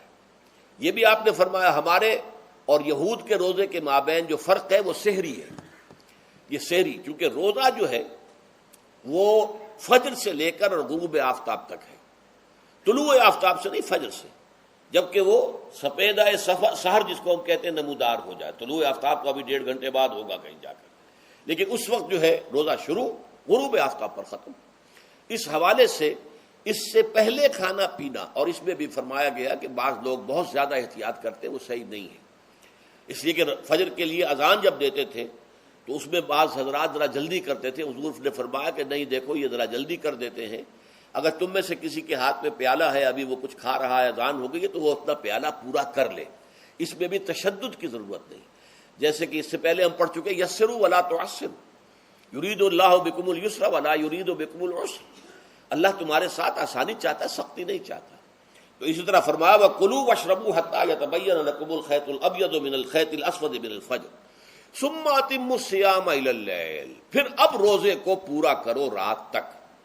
إِلَى اللَّيْلِ میں پھر بڑی بحثیں ہوئی ہیں، اس لفظ کی مناسبت سے اہل تشیع اس کے قائل ہیں کہ جبکہ خوب اندھیرا ہو جائے، لیکن اہل سنت کا اجماع ہے کہ غروب آفتاب اس سے مراد ہے، اس لیے کہ آغاز رات کا غروب آفتاب کے ساتھ ہے، اور اس میں بھی احادیث کے اندر آیا ہے کہ تعجیل کرنی چاہیے۔ بعض لوگ وہی جو میں نے عرض کیا کہ تقویٰ کے تحت جو ہے، جیسے کہ سفر میں بھی روزے رکھتے ہیں، یا 104 بخار کے درجے میں بھی وہ روزہ قضا کرنے کو تیار نہیں ہوتے، ایسے ہی وہ تاخیر کرتے ہیں اپنے تقوی کے حساب سے، کہیں ایسا نہ ہو، کوئی غلطی نہ ہو جائے، کہیں یہ نہ ہو جائے، کہیں وہ نہ ہو جائے، تو پھر اس کے اندر وہ افطار میں، تو آپ نے فرمایا کہ قوم جو ہے اسی وقت صحیح رہے گی جبکہ وہ افطار میں عجلت سے کام لے، یعنی سحری کے اندر بہت زیادہ جلدی کرنے کی ضرورت نہیں، اگر اذان ہو رہی ہے اس کے دوران بھی اگر کچھ کھا پی رہے ہو تو کھا پی لو، مکمل کر لو۔ اسی طریقے سے افطار کے اندر جو ہے وہ تاخیر کرنے کی ضرورت نہیں، سورج کے غروب کے ساتھ افطار کر لو۔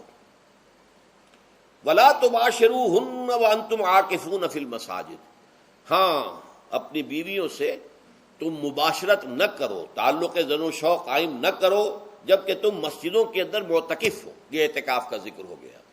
رمضان کے آخری عشرے میں یہ اعتکاف جو مسنون ہے کہ 21ویں شب سے شروع ہو جائے گا، یعنی 20واں روزہ ختم ہوا اس کے ساتھ یہ اعتکاف شروع ہو گیا، اور پھر اعتکاف مسنون جو ہے وہ جب تک کہ چاند نظر نہ آ جائے شوال کا، عید کا، تو اس وقت تک یہ اعتکاف جاری رہے گا۔ یہ ہے مسنون اعتکاف۔ اس کی کیا حکمت ہے وہ میں بعد میں عرض کروں گا۔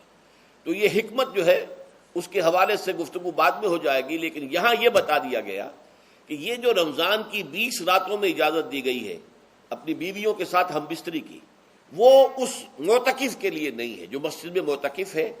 تو ہاں اس کی اہلیہ آ سکتی ہے وہاں ملاقات کے لیے، کسی مشورہ کوئی کرنا ہے بہت ضروری ہے، آ جائے، ملاقات ہو سکتی ہے، لیکن یہ کہ مباشرت نہیں ہو سکتی، وہ حرام ہے۔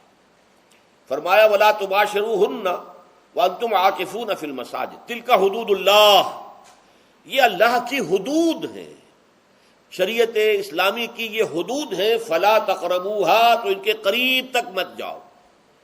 قرآن مجید میں اس اعتبار سے دو انداز تعبیر ہے کہ اللہ کی حدود ہے فَلَا تَعْتَدُوهَا، یہ اللہ کی حدود ہیں، ان سے تجاوز نہ کرو، اس حد کو پھلانگ نہ جاؤ، اس حد سے آگے نہ گزر جاؤ۔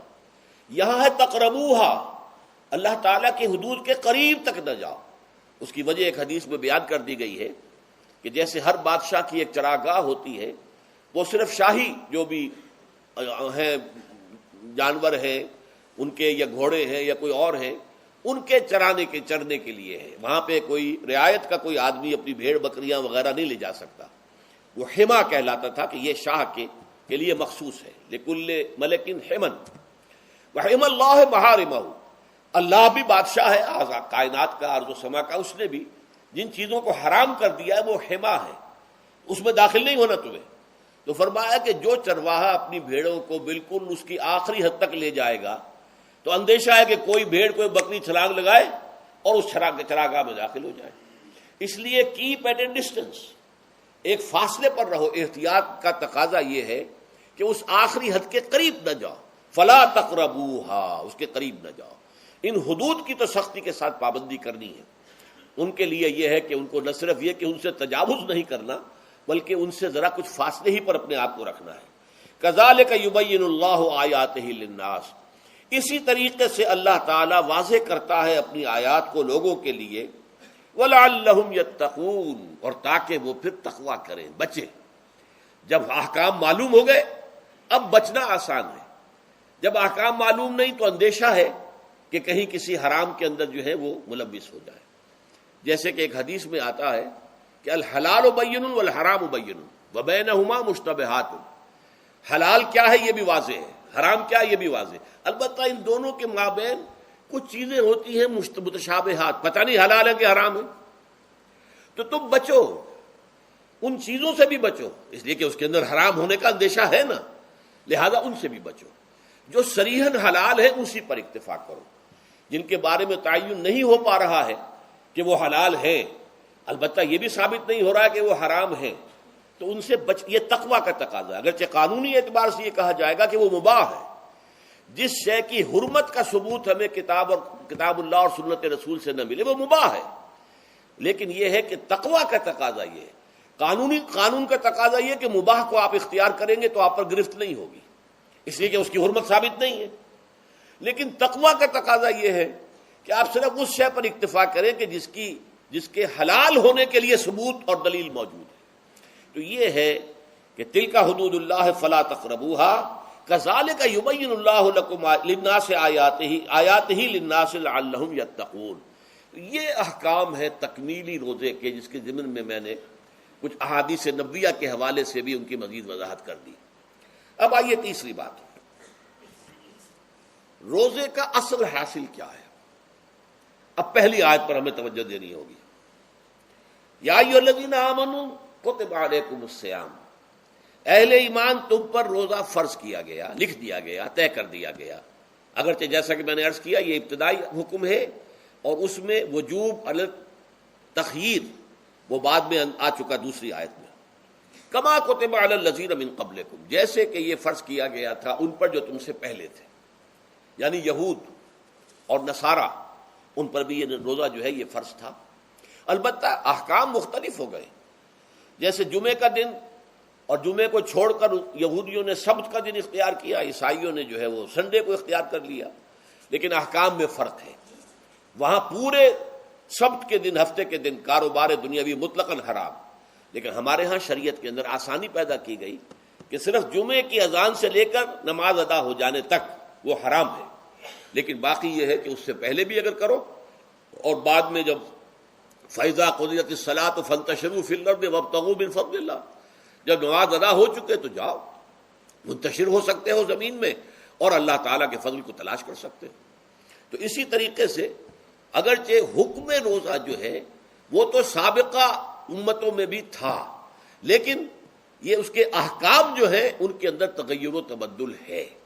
کتب علیکم الصیام کما کتب علی الذین من قبلکم لعلکم تتقون، تاکہ تمہارے اندر تقوی پیدا ہو جائے۔ اب یہ ہے حکمت صوم کی پہلی آیت۔ تقوی کسے کہتے ہیں؟ بچنا۔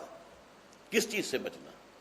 اللہ نے جو چیزیں حرام کی ان سے بچنا، اللہ کے احکام کو توڑنے سے بچنا۔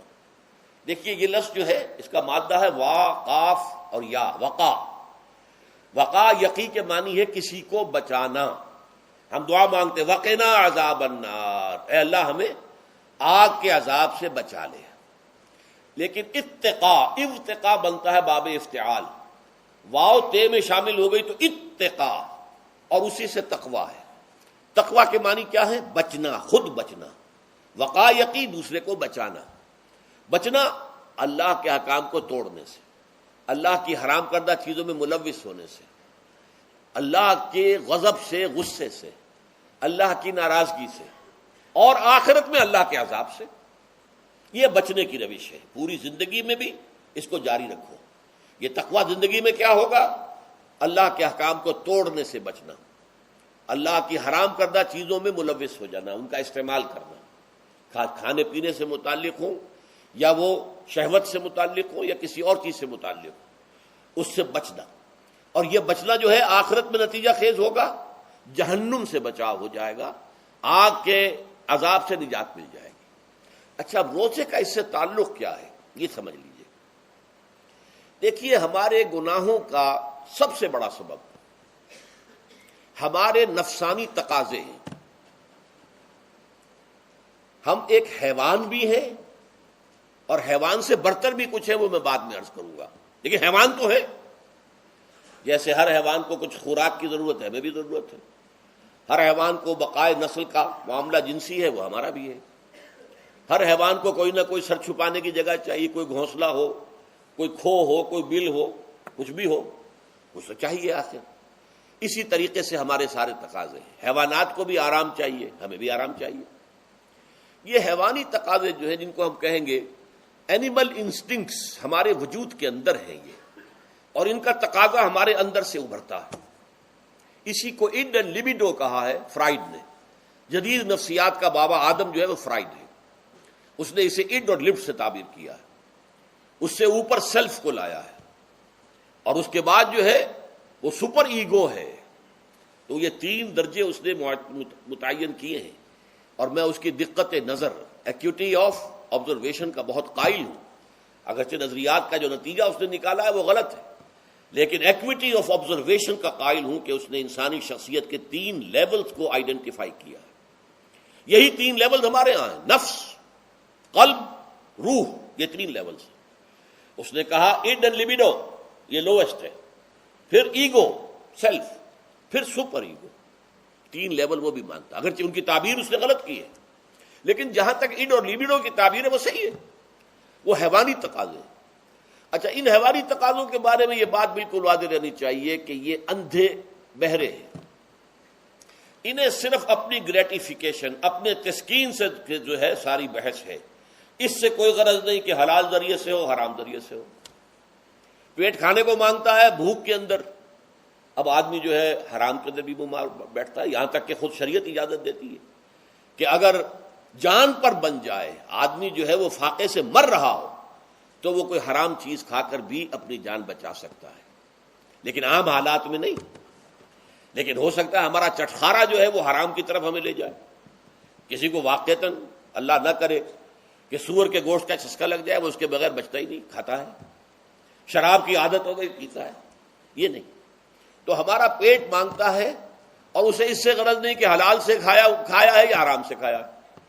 ہماری شہوت اپنی تسکین چاہتی ہے، اسے اس سے غرض نہیں کہ حلال سے یا حرام سے، جائز سے یا ناجائز سے۔ اسی طریقے سے ہمارے تمام تقاضے جو حیوانی ہیں، ایک تو یہ کہ بہت زوردار ہیں، اور چونکہ وہ اندھے بہرے ہیں، لہذا جو قرآن میں کہا گیا ان النفس لامارۃ بالسوء، یہ نفس تو بدی کا حکم دیتا ہی ہے۔ یہ گویا کہ اس کے اندر رجحان جو ہے انہیرنٹ ہے کہ وہ بدی کی طرف انسان کو ترغیب دلاتا ہے، چاہے وہ اپنی ضروریات سے متعلق ہو، چاہے چٹخاروں سے متعلق ہو، چاہے جو بھی لذت اسے درکار ہے اس سے متعلق ہو، چاہے وہ جنسی لذت ہے اور چاہے وہ طعام کی، یعنی جسے ہم کہتے ہیں کہ انسان جو ہے وہ اپنے پیٹ اور فرج کا غلام بن کر رہ جائے، اس لیے کہ جو تقاضا بھی آیا ہے اس کو وہ پورا کر رہا ہے۔ یہ جو کیفیت انسان کی ہے، اس کے لیے ایک مشق جو ہے وہ روزہ فراہم کرتا ہے۔ روزے کے آپ نے 12، 13، 14 گھنٹے کا بھی روزہ ہوتا ہے، بعض جگہوں پر 16، 17 گھنٹے کا روزہ ہوتا ہے۔ اس عرصے میں آپ اپنے نفس کو حلال چیزوں سے بھی روکے رکھتے ہیں۔ اس منہ زور گھوڑے کو جو ہے آپ اس کی لگام کس کر رکھتے ہیں کہ حلال بھی نہیں کھانے دے رہے۔ بھوک لگی ہوئی یا کھانا بہترین موجود ہے، نہیں کھا سکتے، اللہ کا حکم نہیں ہے، اللہ کی اجازت نہیں۔ شدید پیاس ہے، بہترین مشروبات فریج میں رکھی ہوئی ہے، نہیں کھا سکتے، نہیں پی سکتے، جائز نہیں ہے، حالانکہ حلال ہے، حرام نہیں ہے۔ بیوی موجود ہے، یا جیسے کہ لونڈیوں کا معاملہ ہوتا تھا، لونڈی موجود ہے، لیکن نہیں، آپ اپنی شہوت جو ہے وہ اس سے پوری نہیں کر سکتے۔ یہ پابندیاں نفس کے اوپر لگانا، یہ ایک مشق ہے، یہ ایک ریاضت ہے۔ اس ریاضت کا حاصل یہ ہونا چاہیے کہ انسان بقیہ 11 مہینوں میں اپنے آپ کو حرام سے تو بچائے نا۔ یہاں وہ حلال سے رکا ہوا ہے اللہ کے حکم سے، کہ حلال چیز بھی نہیں کھا رہا، دن بھر نہیں پی رہا، دن بھر نہیں اپنی کوئی شہوت پوری کر رہا، دن بھر حلال ذرائع سے بھی، تو اس سے اس کے اندر یہ ایک، اس کو ہم کہیں گے سیلف کنٹرول پیدا ہو جائے، اپنے نفس کو قابو میں کر لے۔ یہ گویا کہ اس کا سب سے پہلا، اس روزے کی ریاضت، روزے کی مشق کے حوالے سے یہ اس کی حکمت ہوئی کہ اس سے کے ذریعے سے انسان میں سیلف کنٹرول پیدا ہو رہا ہے، ضبط نفس۔ یہاں پہ تھوڑی سی میں وضاحت کر دوں، رہبانیت کے اندر آپ کو معلوم ہے کہ سیلف اینیہیلیشن، انگریزی الفاظ جو ہیں وہ زیادہ بعض لوگوں کے لیے واضح ہوں گے، نفس کشی، نفس کو کچل دینا، ختم کر دینا، مار دینا، یہ رہبانیت میں ہوتا ہے، اسلام میں نہیں۔ اسلام کا نظام بڑا متوازن ہے۔ ان لنفسک علیک حقا وان لزوجک علیک حقا وان لزورک علیک حقا۔ حضور نے فرمایا دیکھو تمہارے نفس کا بھی تم پر حق ہے، اسے مناسب حد تک آرام دینا بھی تمہارے ذمے ہے، اسے غذا بہم پہنچانا بھی تمہارے ذمے ہے۔ فرق صرف کیا ہے، حلال سے ہو حرام سے نہ ہو۔ اس کی شہوت کو پورا کرنا بھی تمہارے ذمے ہے، فرق صرف کیا ہے، جائز راستے سے ہو حرام سے نہ ہو۔ اس کا نام ضبط نفس ہے، سیلف اینیہیلیشن، نفس کو کچل دینا۔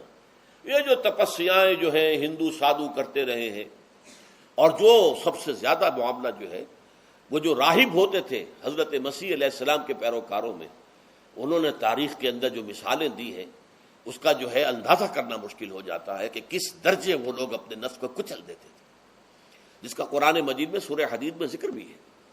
اکثر لوگ تو پابندی نہیں کر سکتے تھے، اپنے اوپر پابندیاں لگانے کے بعد غلط راستوں پر بھی چل پڑتے تھے، لیکن جو لوگ ان پابندیوں کو نبھاتے تھے وہ کس انتہا تک جاتے تھے۔ کبھی آپ جو ہے ہسٹری آف کرسچن مناسٹسزم پر جو تاریخ کی کتابیں لکھی گئی ان کو پڑھیں تو اندازہ ہوگا۔ مولانا مودودی نے تفہیم القرآن میں اس کا کچھ حوالے دیے ہیں، اور واقعہ یہ کہ رونگٹے کھڑے ہو جاتے ہیں انسان پر کہ اس درجے میں انہوں نے اپنے نفس کو کچلا تھا۔ ہمارے صوفیہ کے ہاں بھی بعض ایسی روایات صحیح ہیں یا غلط ہے بیان کی جاتی ہیں، لیکن اسلام کا اصل معاملہ کیا ہے، توازن، اعتدال۔ تمہارے نفس کا بھی تم پر حق ہے، ان لنفسک علیک حقا، تمہاری بیوی کا بھی تم پر حق ہے، وان لزوجک علیک حقا، اور تمہارا جو بھی کوئی ملاقاتی آئے، کوئی دوست ہے، اس کا بھی زورک علیک حق ہو، زیارت کرنے کے لیے کوئی آیا اس کا بھی حق ہے، ان کے حقوق ادا کرو۔ حضرت عبداللہ ابن عمرو بن العاص رضی اللہ تعالی عنہما صحابہ کرام میں اس اعتبار سے بہت ممیز تھے کہ ان پر عبادت جو ہے، عبادت گزاری کا اتنا غلبہ ہو گیا تھا، ہر روز روزہ رکھتے تھے اور رات کو پوری رات کھڑے رہتے تھے۔ حضور کو اطلاع دی گئی، حضور نے طلب کیا فوراً، آپ نے فرمایا یا عبداللہ الم نخبر، کیا ہمیں یہ خبر نہیں دی گئی انک تصوم الدہر وتقوم اللیل، کہ تو ہمیشہ رات کو کھڑا رہتا ہے نماز میں اور ہر روز روزہ رکھتا ہے۔ اب ظاہر بات ہے حضور کے حضور میں جھوٹ کیسے بولتے، ویسے بھی جھوٹ بولنے کا سوال نہیں صحابہ کے لیے، تو عرض کیا بلا یا رسول اللہ ایسی ہے تو صحیح ہے۔ فرمایا لا تفعل، ہرگز ایسا مت کرو، فإن لنفسك عليك حقا وإن لزوجك عليك حقا وإن لزورك عليك حقا، تمہارے نفس کا بھی تم پر حق ہے، روزہ رکھو بھی اور افطار بھی کرو۔ بہترین روزہ جو ہے وہ حضرت داؤد علیہ السلام کا تھا، ایک دن روزہ رکھتے تھے، ایک دن افطار کرتے تھے۔ لیکن یہ ہے کہ آپ ہفتے میں 2 دن روزے حضور کے ہیں، سوموار کو اور جمعرات کو، مہینے میں 3 روزے یہ ہیں، اس میں گویا کہ سنت پر عمل بھی ہو جائے گا۔ لیکن یہ کہ ہمیشہ روزہ رکھنا، بلکہ یہاں تک کہا گیا ما ساما من سامت دہر، جو ہمیشہ روزہ رکھتا ہے اس نے کوئی روزہ رکھا ہی نہیں۔ کیا مطلب؟ یہ تو اس نے اپنی ہیبٹس بدل لی ہیں، ہیبٹس ہو گئی ہیں یہ کہ سارا دن بھر نہیں کھانا، صبح کھانا شام کو کھانا، بس یہ تو اس نے اپنی ہیبٹ بدل لی ہے، روزہ ہیبٹ بن گیا اس کا۔ ما ساما من سامت دہر، جس نے ہمیشہ روزہ رکھا اس نے کوئی روزہ رکھا ہی نہیں۔ اس لیے کہ روزہ تو در حقیقت اس شخص پر شاخ گزرتا ہے جس کو عادت ہے دن میں کھانا کھانے کی، اس کو دن کے اندر 3 کھانے کھانے کی عادت ہے، تبھی تو وہ شاخ گزرے گا۔ اگر وہ عادت ہی آپ نے بدل لی ہے تو ظاہر بات ہے کہ پھر روزے کی جو برکت ہے وہ تو ظاہر نہیں ہوگی۔ تو بہرحال اس اعتبار سے غور کیجئے کہ یہ پہلا حکم جو ہے روزے کا، لعلکم تتقون، تاکہ تمہارے اندر تقوی پیدا ہو جائے، اپنے نفس پر کنٹرول پیدا ہو جائے۔ اس کو یوں سمجھیے کہ یہ ایک بڑا منہ زور گھوڑا ہے، ہمارا جو نفس ہے، ہمارا جو جسم ہے، حیوانی نظام، اس پر ہماری خودی یا ہماری انا یا ہماری ایگو یا ہمارا سیلف، یہ اس پر حکمران ہے، اس کا گھوڑے کا سوار ہے۔ اب اگر گھوڑا منہ زور ہے اور سوار کے قابو میں نہیں ہے تو کیا نتیجہ نکلے گا؟ اب وہ گھوڑے کے اختیار میں ہے، سوار صاحب کی جان جو ہے وہ جا کر پٹخ دے کہیں، کسی کھائی میں گرائے، کسی اور جگہ گرائے، وہ تو گویا کہ اس کے رحم و کرم پر ہے۔ ہاں اگر سوار تکڑا ہے اور سوار نے جو ہے گھوڑے کو قابو میں کیا ہوا ہے، اس کی رانوں میں بھی جان ہے، دبایا ہوا گھوڑے کو اپنی رانوں کے درمیان، تو ظاہر بات ہے کہ اب یہ گھوڑا جو ہے بہت بڑی ایسٹ ہے اس کے لیے۔ اب گھوڑا ادھر جائے گا جدھر سوار لے جانا چاہے گا، سوار اپنے مقصد اپنی منزل تک پہنچے گا گھوڑے کے ذریعے سے، اور اگر برعکس ہے جیسا کہ میں عرض کر چکا ہوں تو وہ سوار جو ہے وہ گھوڑے کے رحم و کرم پر ہے۔ یہی معاملہ ہے، ہماری خودی یا ہماری انا یا ہمارا ایگو، یہ در حقیقت یہ راکب ہے اور ہمارا وجود حیوانی یہ مرکب ہے، یہ گھوڑا ہے۔ اگر ہم قابو یافتہ ہوں اپنے اس گھوڑے کے اوپر تو یہی جسم ہمارے لیے ایک بہت بڑا ایسٹ ہے۔ ہاتھوں سے نیکی کمائیں گے، پاؤں سے نیکی کمائیں گے، آنکھوں سے نیکی کمائیں گے، کانوں سے نیکی کمائیں گے، یہ ساری نیکیاں کمانے کا ذریعہ بن جائے گا۔ تلاوت قرآن سن رہے ہیں تو کانوں کی نیکی ہو رہی ہے، قرآن دیکھ کر پڑھ رہے ہیں تو آنکھوں کی نیکی ہو رہی ہے۔ یہ سارے ہمارے اعصاب، ہمارے تمام اعضاء و جوارح نیکی کا ذریعہ ہے۔ لیکن اگر کہیں یہ ہمارا نفس امارہ، ایڈ اور لیبیڈو ہم پر قابو پا لے تو پھر ہم اس کے رحم و کرم پر ہیں، پھر وہ ہمیں جس کھائی میں چاہے گا گرا دے گا۔ تو اس اعتبار سے روزہ مجرد ابھی روزے کی بات ہو رہی ہے، وہ روزہ خاص طور پر کہ جس کا حکم پہلے دیا گیا تھا، ایام معدودات، اس کے بارے میں اس کی حکمت، مجرد روزے کی حکمت کیا ہے؟ ضبط نفس۔ اسی ضبط نفس کا دوسرا نام تقویٰ ہے۔ آپ اپنے نفس پر قابو یافتہ ہیں اور پھر اللہ کے سامنے جھک رہے ہیں، یہ ہوئی نا اصل بات۔ آپ اللہ کے سامنے تو جھک رہے ہیں، اے اللہ میں تیری ہی بندگی کرتا ہوں اور کروں گا، نفس پر قابو ہے ہی نہیں، تو آپ کا یہ کہنا محمل ہو جائے گا، نفس کا تقاضا ابھرے گا اور آپ اس کے آگے ہاتھ جوڑ کر کھڑے ہو جائیں گے، تو گویا کہ جو آپ نے کہا تھا ایاک نعبد و ایاک نستعین، اس کی پیروی کرنا، اس کو پورا کرنا، اس کا تقاضا بجا لانا آسان کام نہیں ہے۔ چبی گویم مسلمانم بلرزم کہ دانم مشکلات لا الہ رہا، جب میں کہتا ہوں کہ میں مسلمان ہوں تو مجھ پر کب کب نہیں طاری ہوتی، اس لیے کہ مجھے معلوم ہے کہ لا الہ کہنے کا مقصد کیا ہے اور مطلب کیا ہے، اس کے تقاضے کیا ہیں۔ تو روزہ مجرد روزے کی غرض و غایت تقوی یا ضبط نفس یعنی سیلف کنٹرول، اور اس سیلف کنٹرول کے ساتھ اپنے پورے وجود کو اللہ کے سامنے جھکا دینا، یہ عبادت ہے۔ اب آئیے اس عبادت کے لیے، روزے کے لیے رمضان کا مہینہ کیوں منتخب کیا گیا بالآخر؟ پہلے تو وہ ہر مہینے کے 3 دن تھے، بالآخر مستقل تا قیامت اور رمضان کا مہینہ ہے۔ اس کی علت کیا ہے؟ ظاہر بات ہے کہ سارے 12 مہینے اللہ ہی کے ہیں، ہفتے کے سارے دن اللہ ہی کے ہیں، دنوں میں سید الایام جمعے کا دن ہے، مہینوں میں سید الاشہر، یہ جتنے مہینے ہیں ان میں سردار جو ہے مہینوں کا وہ رمضان مبارک ہے۔ کیوں ہے؟ اب آپ پڑھیے تیسری آیت، شہر رمضان الذی انزل فیہ القرآن، رمضان کا مہینہ وہ ہے جس میں قرآن نازل کیا گیا۔ اور اس کی مزید کیا ہے تشریح کہ رمضان ہی میں وہ لیلۃ القدر ہے جس میں قرآن نازل کیا گیا۔ اب یہاں 2 چیزیں علیحدہ علیحدہ سمجھ لیجئے۔ ہمیں معلوم ہے کہ قرآن حضور پر نازل ہوا 32 برس میں، نہیں 22 برس میں، 610 عیسوی سے لے کر اس موضوع پر آج شام کو تقریر ہوگی انشاءاللہ مفصل تعارف قرآن کے ضمن میں، بعد نماز عشاء قرآن اکیڈمی کی مسجد میں، کیونکہ معلوم نہیں کہ آج چاند ہو جائے گا یا نہیں ہو جائے گا، لہذا دورہ ترجمہ قرآن کل سے شروع ہوگا، اور آج جو ہے تعارف قرآن اور سورہ فاتحہ کا کچھ مفہوم میں بیان کروں گا، تاکہ یہ کہ رمضان مبارک کے لیے تمہید ہو جائے۔ پھر اگر چاند ہو گیا تو چھوٹی چھوٹی صورتوں کے ساتھ ہم تراویح مکمل کر لیں گے، ترجمہ قرآن کے ساتھ تراویح کل سے شروع ہوگی۔ بہرحال اس ضمن میں رمضان کا چناؤ جو ہوا ہے تو یہ ترجیح بلا مرجح نہیں ہے، ایسے ہی نہیں ہے کہ یوں ہی اس کو ترجیح دے دی گئی، اس کی حکمت ہے، غایت ہے، علت ہے، اس کا سبب ہے۔ رمضان کا مہینہ وہ ہے جس میں قرآن نازل کیا گیا، اسی میں وہ لیلۃ القدر ہے جس میں قرآن نازل کیا گیا، اگرچہ ہم جانتے ہیں کہ حضور پر قرآن نازل ہوا ہے 22 برس میں، 610 عیسوی سے 632 تک۔ اس معمے کو کیسے حل کریں گے؟ اس کا حل کیا ہے؟ رمضان مبارک کی ایک شب مبارک لیلۃ القدر میں پورا قرآن لوح محفوظ سے دفعتاً پورا کا پورا سمائے دنیا، پہلا آسمان جو ہے ہمارا، اس کے اوپر نازل کر دیا گیا۔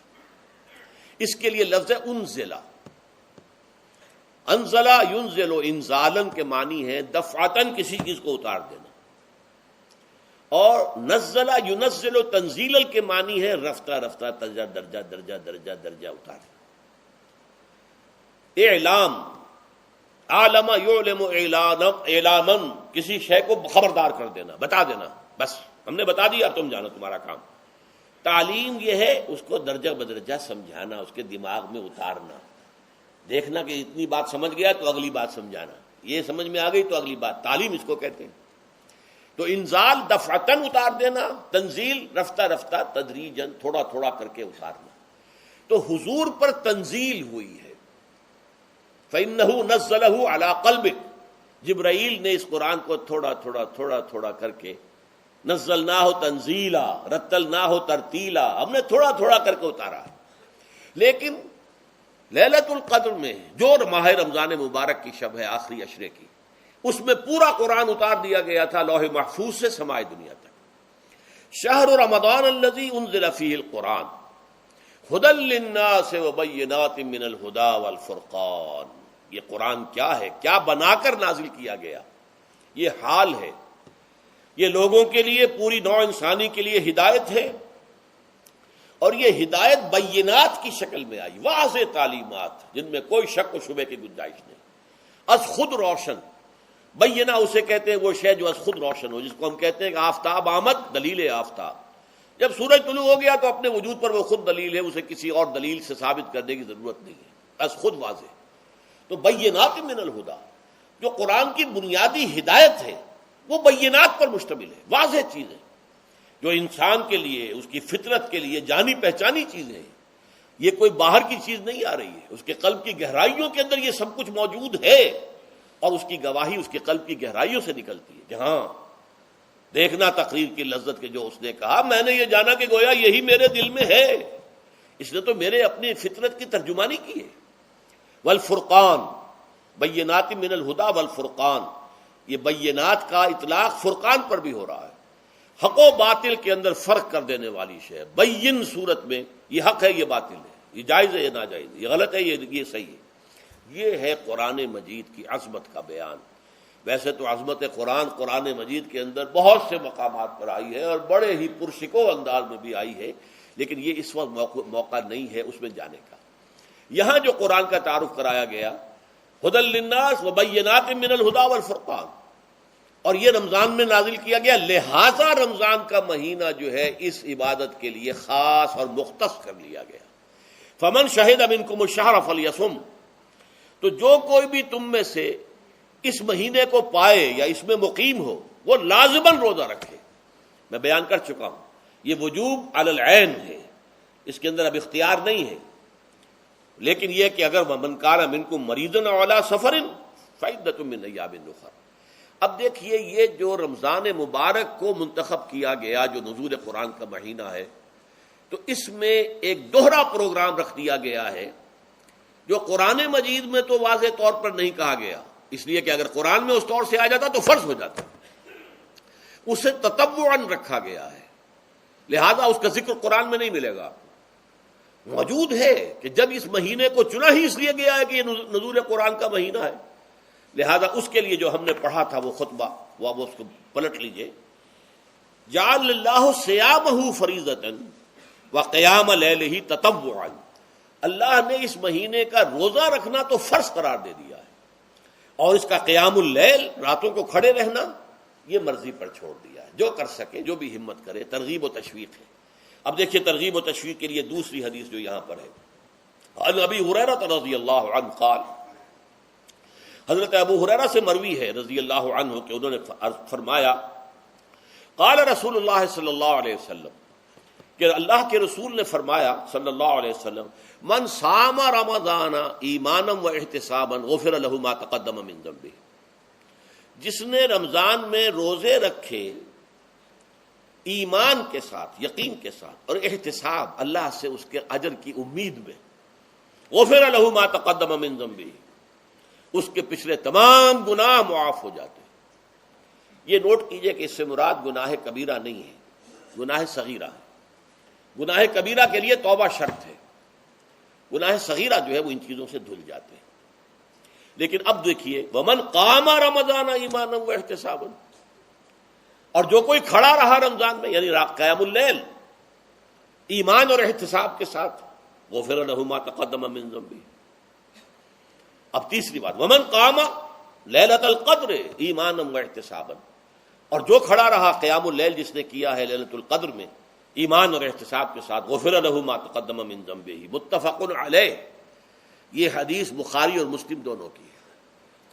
اب یہاں جو بات میں چاہتا ہوں کہ آپ پر واضح ہو جائے، اس حدیث میں دونوں چیزوں کو پیرلل لایا گیا، من قام رمضان، من صام رمضان، پیرلل، بالکل متوازی، ہم وزن اعتبار سے، من صام رمضان ایمانا و احتسابا غفر له ما تقدم من ذنبه، من قام رمضان ایمانا و احتسابا غفر له ما تقدم من ذنبه۔ اب سوال پیدا ہوتا ہے قیام اللیل سے مراد کیا ہے؟ یہاں پہ میں ذرا تراویح کا جو پس منظر ہے وہ بیان کر دینا چاہتا ہوں۔ دیکھیے جیسا کہ ہم نے خطبے میں بھی دیکھ لیا، اللہ نے قیام اللیل جو ہے اسے فرض نہیں ٹھہرایا، تطوعا، قرآن مجید میں بھی اس کا کوئی ذکر نہیں، احادیث میں اس کی تشویق و ترغیب پوری موجود ہے، ایک اور حدیث بھی ہم بعد میں پڑھیں گے اس پر۔ اس کا پس منظر کیا تھا کہ اس کو چھوڑ دیا گیا۔ اب ظاہر بات ہے مسلمانوں میں کمزور بھی ہیں، مسلمانوں میں وہ مزدوری کرنے والے بھی ہیں، روزہ تو فرض ہے ان پر، چاہے مئی کا مہینہ ہے اور گندم کاٹنی ہے، روزہ تو پھر بھی رکھنا ہوگا، یہ سب کچھ ہے، لیکن یہ کہ رات کو پھر کھڑے رہنا ان کے لیے، جاگنا ممکن نہیں، لہذا ان کے اوپر یہ چیز فرض نہیں۔ حضور نے تراویح کی نماز یا قیام اللیل نہ اسے فرض قرار دیا، نہ اس کے بعد جماعت کوئی اہتمام کیا مستقل، صرف 3 راتیں آپ نے جماعت کروائی ہے، اس میں 8 رکعتیں آپ نے پڑھی ہیں کہ جو آپ کا معمول تھا تہجد کا وہ پڑھی، اور تہجد کے وقت ہی جماعت کرائی ہے۔ یہ ہے وہ حدیث، اس کے علاوہ کسی نماز تراویح جو ہے جو ہم پڑھتے ہیں 20 رکعتیں، عشاء کے ساتھ متصل، اس کا کوئی ذکر نہ دور نبوی میں ہے نہ دور صدیق اکبر میں ہے۔ یہ دور حضرت عمر کی خلافت میں ہوا ہے، اور ہم نہیں کہہ سکتے کتنے سال کے بعد ہوا ہے۔ حضرت عمر رضی اللہ تعالیٰ عنہ کی خلافت کا دور جو ہے وہ تو 10 برس ہے، ہو سکتا ہے 5 برس کے بعد ہوا ہو، 6 برس کے بعد ہوا ہو، 12 ہوا ہے ان کے عہد میں۔ حضرت عمر ایک مرتبہ مسجد میں داخل ہوئے، مسجد نبوی میں، تو دیکھا کہ کچھ لوگ 8، 10، 12 جو ہیں وہ ایک جو ہے حافظ کے پیچھے کھڑے ہوئے اور قرآن سن رہے ہیں، کچھ دوسرے کونے میں کھڑے ہیں، کچھ کہیں اور کھڑے ہیں، مختلف جماعتیں ہو رہی ہیں۔ تو انہوں نے سوچا کہ کیوں نہ ان سب کو ایک امام کے پیچھے جمع کر دیا جائے، اور اس کے لیے لوگوں کی سہولت کے لیے عشاء کے ساتھ متصل رکھ دیا جائے، اس لیے کہ تہجد کے وقت اٹھنا جو ہے وہ تو ہر کس و ناقص کا کام نہیں ہے، کہ عشاء کے بعد اگر تھوڑا سا اضافی وقت ہو صرف، تو یہ ہر شخص کر لے گا، مزدور بھی کر لے گا۔ لہذا آپ نے یہ نظام تجویز فرمایا کہ عشاء کے متصلاً بعد 20 رکعت نماز پڑھی جائے اور ایک امام کے پیچھے پڑھی جائے۔ یہ گویا کہ اجتہاد ہے حضرت عمر رضی اللہ تعالی عنہ، اس کو آپ نے خود بدعت بھی قرار دیا ہے، لیکن بدعت حسنہ۔ بدعت کس اعتبار سے؟ لغوی اعتبار سے، نئی بات، اس لیے کہ حضور کے زمانے میں نہیں تھی، تو یہ اس طریقے سے ایک نئی بات ہے۔ لیکن یہ بات چونکہ بہت اچھی ہے، بہت عمدہ ہے، آپ جب یہ نظام چل پڑا تو ایک دن مسجد میں آئے، دیکھا کہ بڑی بھری مسجد ہے، صحابہ کھڑے ہیں اور ایک امام کے پیچھے قرآن سن رہے ہیں۔ آپ نے فرمایا نعم البدعۃ ھذہ، یہ جو ہم نے نئی بات شروع کی ہے یہ بہت اچھی ہے، بہت عمدہ ہے۔ اب یہاں سے فرق واقع ہو گیا ہے۔ ایک تو اہل تشیع جو ہے وہ تو ویسے ہی حضرت عمر سے بہت دشمنی رکھتے ہیں، عناد رکھتے ہیں، تو حضرت عمر کے اجتہادات سے انہیں نفرت ہے، انہیں دوری ہے، چاہے وہ کوئی سا بھی حضرت عمر کا اجتہاد ہو۔ ہمارے ہاں اہل حدیث حضرات بھی در حقیقت حضرت عمر یا کسی اور خلیفہ راشد کے فعل کو وہ سمجھتے ہیں کہ یہ ایگزیکٹو آرڈرز ہیں، یہ ہمیشہ کے لیے نہیں ہے۔ حضرت عمر نے اپنے دور میں ایک نظام قائم کیا، ان کے دور کے لیے ٹھیک تھا، یہ ہمیشہ کے لیے نہیں۔ ہمیشہ کے لیے وہ 8 ہی رکعتوں کے قائل ہیں، وہ تہجد والے، لیکن اس میں بہرحال انہوں نے بھی خود یہ اضافہ کیا ہے کہ وہ 8 رکعتیں وہ عشاء کے ساتھ متصل پڑھتے ہیں، تہجد کے وقت تو نہیں پڑھتے۔ اور حضور نے تو صرف 3 روز جو ہے وہ کرائی تھی جماعت، وہ لوگ 30 دن یا 29 دن پڑھ رہے ہیں، تو اضافہ تو انہوں نے بھی کر دیا، اس نظام میں تبدیلی تو ہو گئی۔ لیکن اہل سنت جو کہلاتے ہیں، ہمارے جو 4 جو ہیں، جو ہمارے مسلک ہیں، حنفی، مالکی، شافعی، حنبلی، ان کا اتفاق ہے اس پر حضرت عمر کا، کیونکہ ان کے سامنے اصول یہ ہے کہ حضور نے فرمایا علیکم بسنتی وسنت الخلفاء الراشدین المہدیین، تم پر لازم ہے کہ میری سنت کو پکڑو مضبوطی کے ساتھ، اور میرے خلفائے راشدین مہدیین جو ہیں ان کی سنت کو پکڑو۔ اس اصول سے یہ چاروں فقہیں جو ہیں حضرت عمر کے اجتہادات جو ہیں ان کو بھی پابندی سمجھتے ہیں کہ تمام عمر کے لیے، قیامت تک کے لیے امت مسلمہ پر ان کی پیروی لازم ہے، لہذا اس میں اجماع ہے۔ اور یہاں تک کہ یہ سب سے آخری جو اس میں مسلک پیدا ہوا ہے زمانی اعتبار سے، سب سے پہلے مسلک جو ہے حنفی پیدا ہوا ہے، پھر مالکی پیدا ہوا ہے، پھر شافعی پیدا ہوا ہے، اور پھر حنبلی آخری ہے۔ اور امام احمد ابن حنبل بہت بڑے محدث بھی ہیں، مسند احمد ابن حنبل جو ہے وہ بہت بڑی کتاب ہے، بہت اہم کتاب ہے، جامع کتاب ہے، تو ان کے ہاں بھی 20 رکعتیں ہیں۔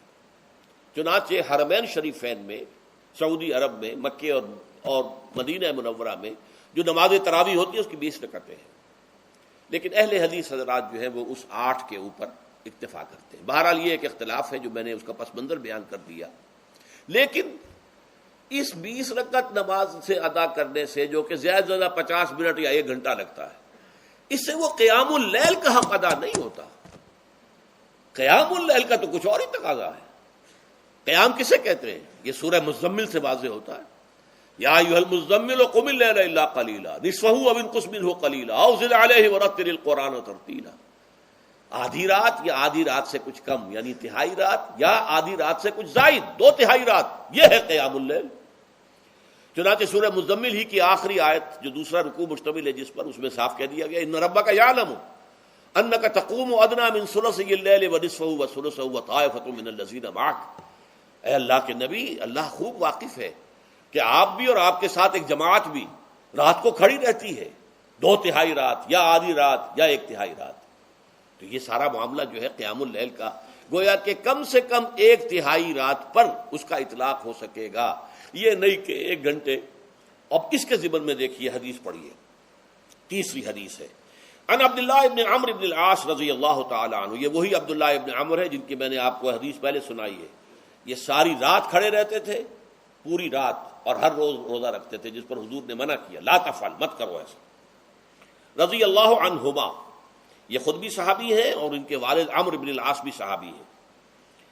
ان رسول اللہ صلی اللہ علیہ وسلم قال، کہ اللہ کے رسول صلی اللہ علیہ وسلم نے فرمایا، الصیام والقرآن یشفعان للعبد، روزہ اور قرآن بندے کے حق میں شفاعت کریں گے۔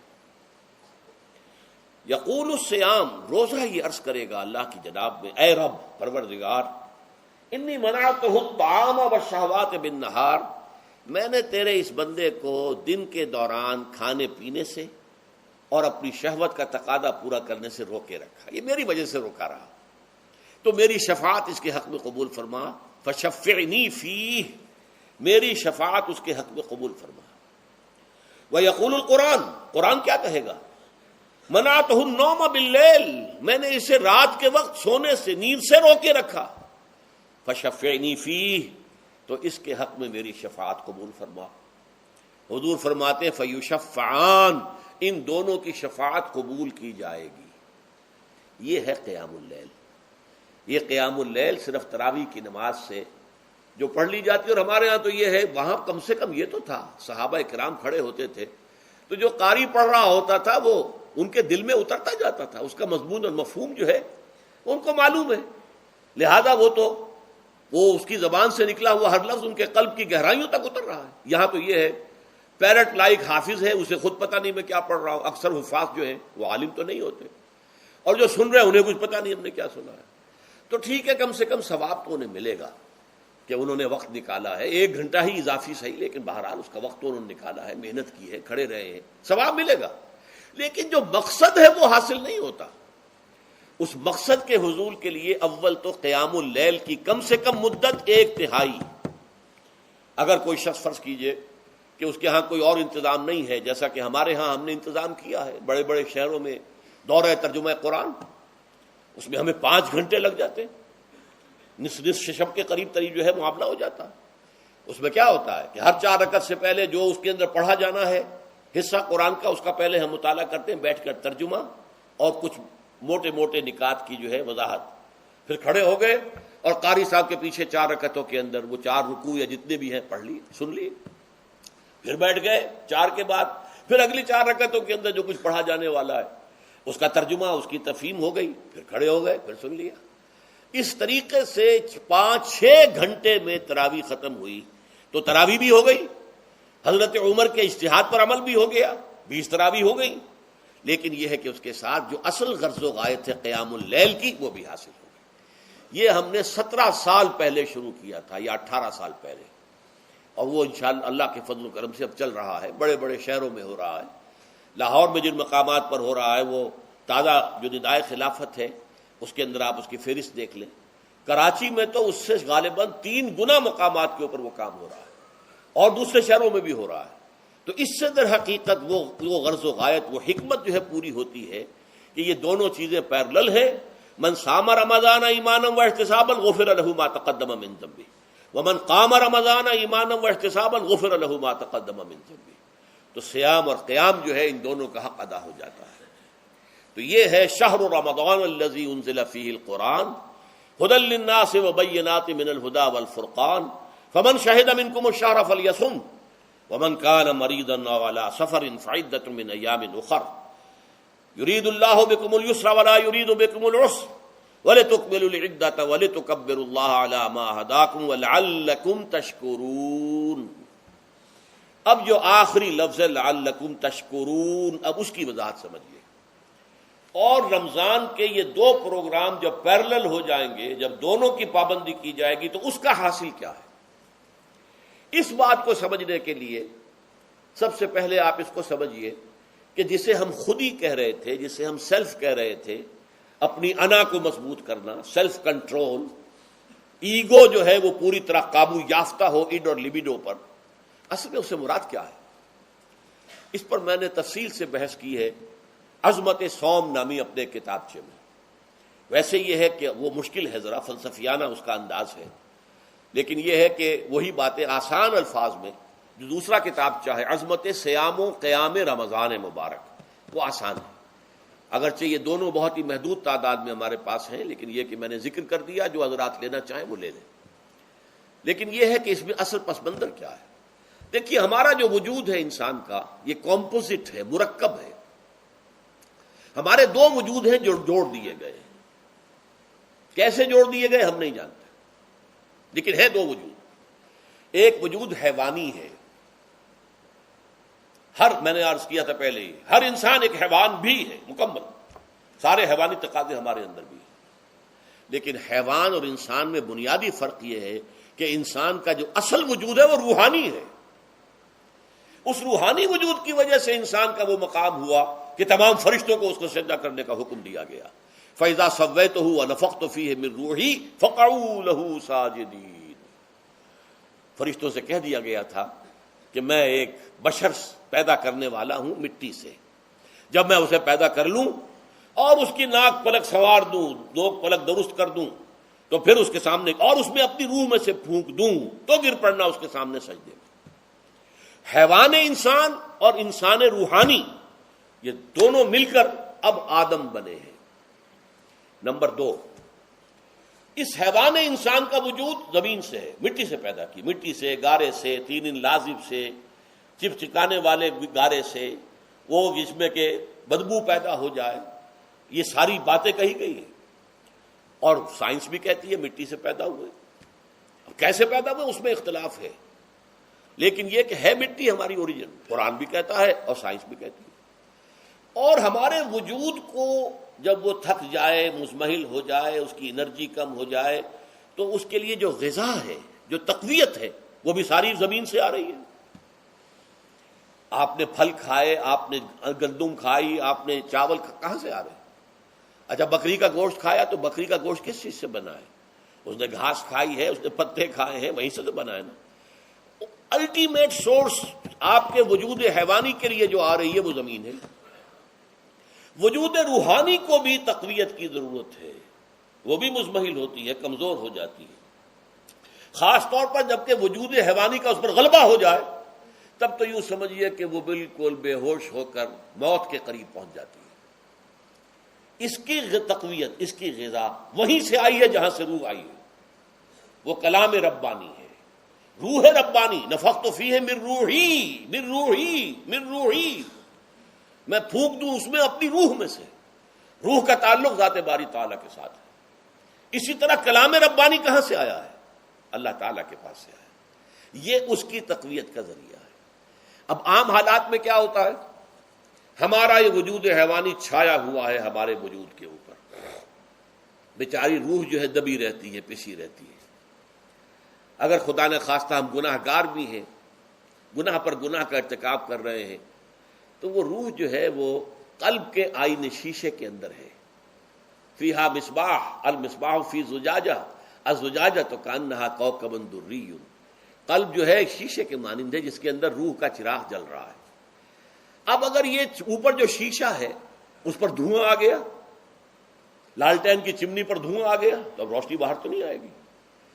اگر انسان گناہ کرتا ہے تو قلب پر رین، زنگ آ جاتا ہے، یا حضور نے فرمایا ایک داغ لگ جاتا ہے، اور گناہ کرتا ہے اور داغ لگتا ہے، اور گناہ کرتا ہے اور داغ، یہاں تک کہ بالآخر پورا قلب سیاہ ہو جاتا ہے۔ اب وہ روح اندر بند ہو گئی، وہ دفن ہو گئی۔ اس کے لیے اب ضروری ہے کہ اب ایک پروگرام ایسا دیا جائے جو ریورس ہو جائے۔ دن میں روزہ رکھواؤ تاکہ وہ جو اینیمل انسٹنکٹس ہے وہ دبے، تو جب یہ وزن جو ہے اس کے اوپر کم ہوگا تو کچھ سائی آف ریلیف اسے ملے گی۔ جیسے بے ہوش آدمی پڑا ہے، اسے کوئی ہلکا سا ہوش آ رہا ہے، آپ نے پانی کے کچھ چھینٹے دیے، اس کے بعد آپ نے رات کو کھڑے ہو کر قرآن کے انوار کو اتارا، بارش برس رہی ہے روح انسانی کے اوپر، قلب روحانی، قلب انسانی کے اوپر، جس میں کہ وہ روح جو ہے وہ دفن ہے، وہ زندہ ہوگی اثر نو، ہوش میں آئے گی، اور ہوش میں آئے گی تو دو کام ہوں گے. ایک تو اسے قرآن کی عظمت کا احساس ہوگا. یہ قرآن میری حیات تازہ کا ذریعہ بنا ہے. میں دب گئی تھی، میں پس گئی تھی، میں بے ہوش تھی، میں نیم مردہ تھی. اس قرآن کی بارش نے، یہ ترشح جو ہوا ہے مجھ پر، اس نے مجھے حیات تازہ عطا فرمائی. یہ جو قدر کا احساس ہوگا قرآن کا، لعلکم تشکرون، تاکہ تم قرآن کی عظمت سے واقف ہو جاؤ. ایک انسان بھوک کی وجہ سے اس کا شوگر لیول اتنا گر گیا کہ بے ہوش پڑا ہوا.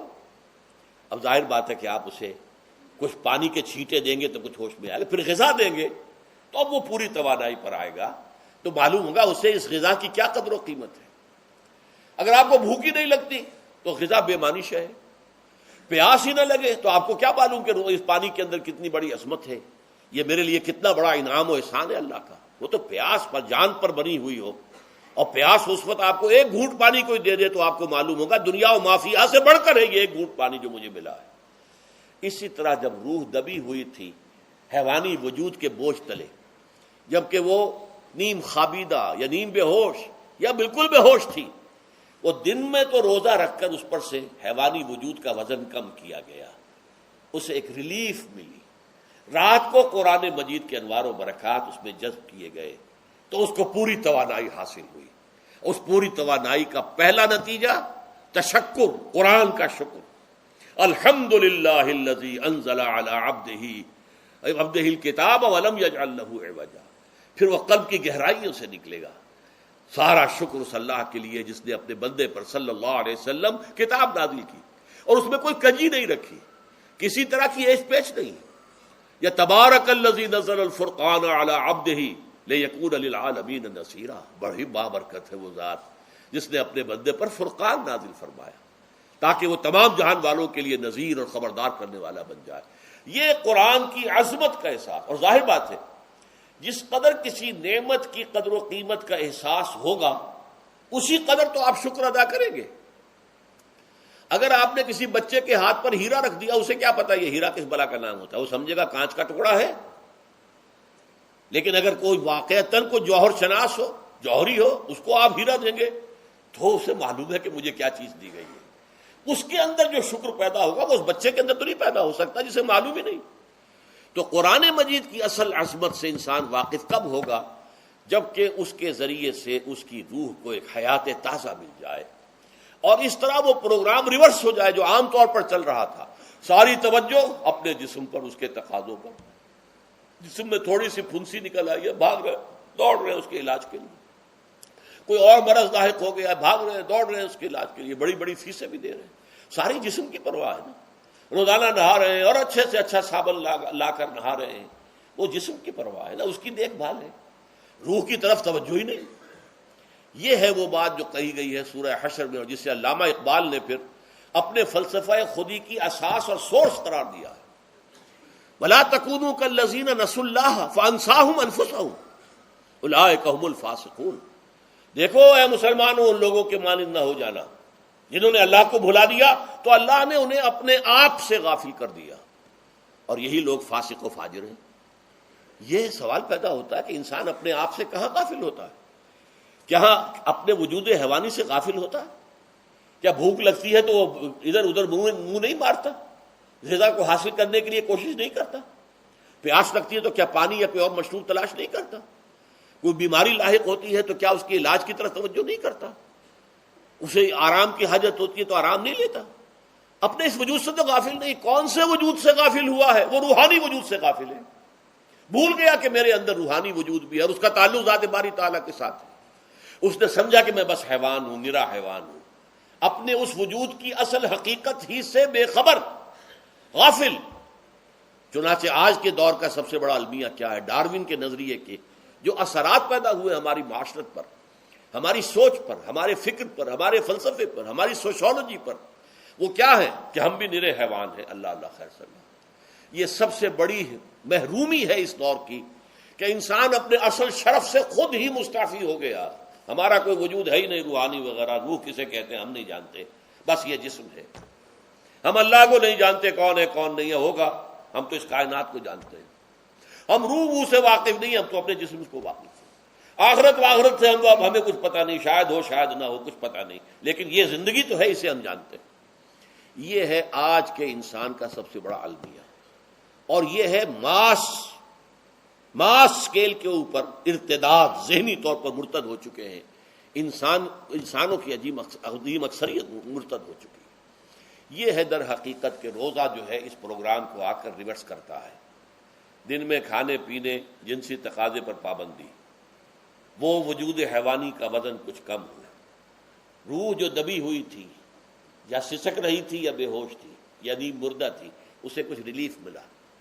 اب اس کے اوپر قرآن مجید کے تیرے ضمیر پہ جب تک نہ ہو نزول کتاب، گرہ کشا ہے نہ راضی نہ صاحب کشاف، ہمارے دلوں کے اوپر بارش ہو رہی ہو انوار قرآنی کی۔ وہ ظاہر بات ہے کہ بغیر سمجھے تو نہیں ہوگی بارش، وہ تو آپ کچھ سمجھ رہے ہوں گے تو بارش ہوگی، ورنہ تو یہ ہے کہ ٹھیک ہے، میں پہلے بھی عرض کر چکا ہوں، آپ کو ثواب تو ملے گا، لیکن یہ ہے کہ وہ اصل مقصد قرآن کی عظمت کا قلب کی گہرائیوں سے اعتراف جو ہے، اور اس پر اللہ کا شکر تو ادا ہوگا، لعلکم تشکرون، جبکہ قرآن مجید جو ہے آپ کے قلب کے اوپر نازل ہے، اس کا مفہوم نازل ہے۔ اچھا، اس کا دوسرا نتیجہ کیا نکلتا ہے؟ جب وہ روح جو ہے وہ ہوش میں آئے گی، اس کو حیات تازہ مل گئی، وہ اپنے اصل مرکز اور منبع اور سرچشمہ کی طرف جو ہے متوجہ ہوگی۔ عربی زبان کا ایک مقولہ ہے، کل شیء یرجع الی اصلہ، ہر شے اپنی اصل جڑ کی طرف جو ہے لوٹتی ہے۔ ہمارا وجود حیوانی زمین سے زمینی کی طرف لوٹتا ہے، یعنی مرنے کے بعد زمینی میں چلا جائے گا۔ اور نمبر دو، دنیا میں بھی زمینی خواہشات، زمینی تمنائیں، آرزوئیں وہ ہیں، ولکنہ اخلد الی الارض، جیسے کہ سورہ وہ کہا گیا ہے بلعام بن باعورہ کے بارے میں سورہ اعراف میں، وہ تو زمین ہی کی طرف دھنستا چلا گیا۔ ہماری روح کا منبع اور سرچشمہ ذات باری تعالیٰ ہے، وہ امر رب ہے، لہذا فوراً انسان اپنے رب کی طرف متوجہ ہوتا ہے۔ یہ اللہ کی طرف متوجہ ہو جانا اور پھر اس سے ہم کلام ہونا اور اس سے دعا کرنا، یہ ہے روزے کا اصل مقصد۔ جب سیام اور قیام رمضان مبارک کا دوہرا پروگرام ہوگا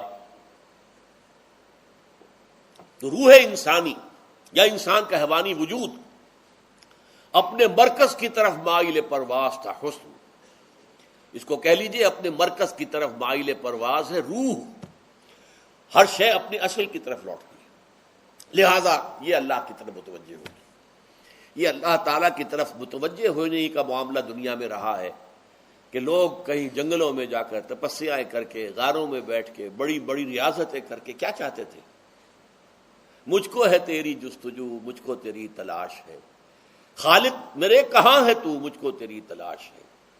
میں نے یہ نظم جو ہے تقریباً 6 سال جو ہے ہر روز صبح، ہمارا جو ہائی اسکول تھا اس میں جو صبح پریئر ہوتی تھی، لوگ سب جمع ہوتے تھے، پورا اسکول جو ہے اس کے ہمارے طلباء، تو یہ نظم جو ہے پڑھی جاتی تھی، مجھ کو ہے تیری جستجو، مجھ کو تیری تلاش ہے، خالق میرے کہاں ہے تو، مجھ کو تیری تلاش ہے۔ روح انسانی چاہتی ہے اللہ کا تقرب، اللہ کے قریب ہونا، اللہ سے رشتہ استوار کرنا۔ یہ وجود حیوانی حائل ہے اس کے راستے میں، یہ حیات دنیاوی اس کے لیے پنجرا بن گئی ہے، اس روح کے لیے یہ ایک در حقیقت ایک قید خانہ ہے، جیسے کہ حضور نے فرمایا کہ الدنیا سجن المومن و جنت الکافر، مومن کے حق میں یہ دنیا قید خانہ ہے، اس کی روح جو ہے یہاں آ کر اس جسد حیوانی کے اندر جو ہے وہ دفن ہو گئی ہے، قید خانہ ہے، اس پنجرے میں بند ہو گئی۔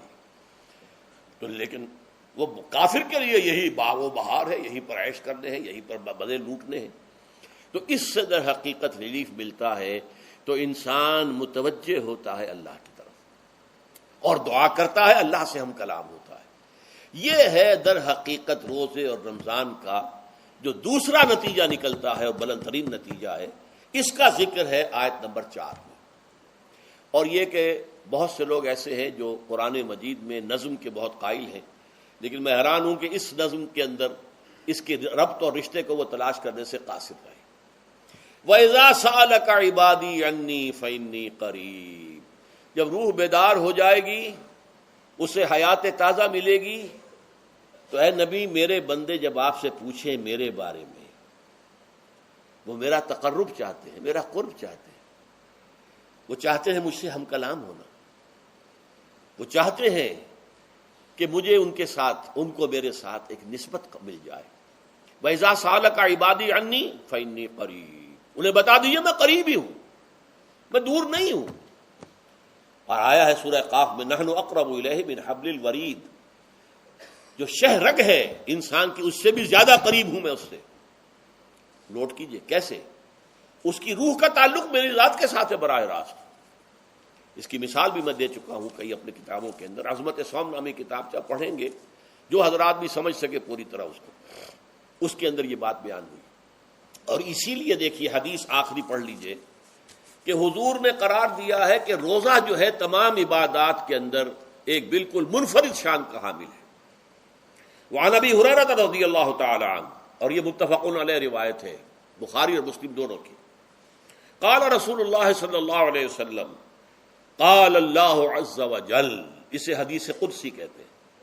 حضور نے فرمایا کہ اللہ فرماتا ہے، تو یہ حدیث بھی ہو گئی کہ حضور نے ہمیں بتائی، اور حدیث قدسی ہو گئی کہ اللہ کا قول ہے جو حضور نقل کر رہے ہیں۔ قرآن مجید وحی جلی ہے، یہ وحی خفی ہے، لیکن یہ عام حدیثوں کے مقابلے میں اس کا مرتبہ اور مقام بہت بلند ہے کہ حضور فرما رہے کہ اللہ فرماتا ہے، یقول اللہ عز وجل کل عمل ابن آدم لہو، ابن آدم کا ہر عمل، ہر نیکی اس کے اپنے لیے، اپنے فائدے کے لیے، الا الصوم، سوائے روزے کے، فإنہ لی وأنا اجزی بہ یا اجزا بہ، یہ میرے لیے ہے اور میں خود ہی اس کی بدلہ دوں گا یا میں خود ہی اس کا بدلہ ہوں۔ یہ دونوں ترجمے ہیں۔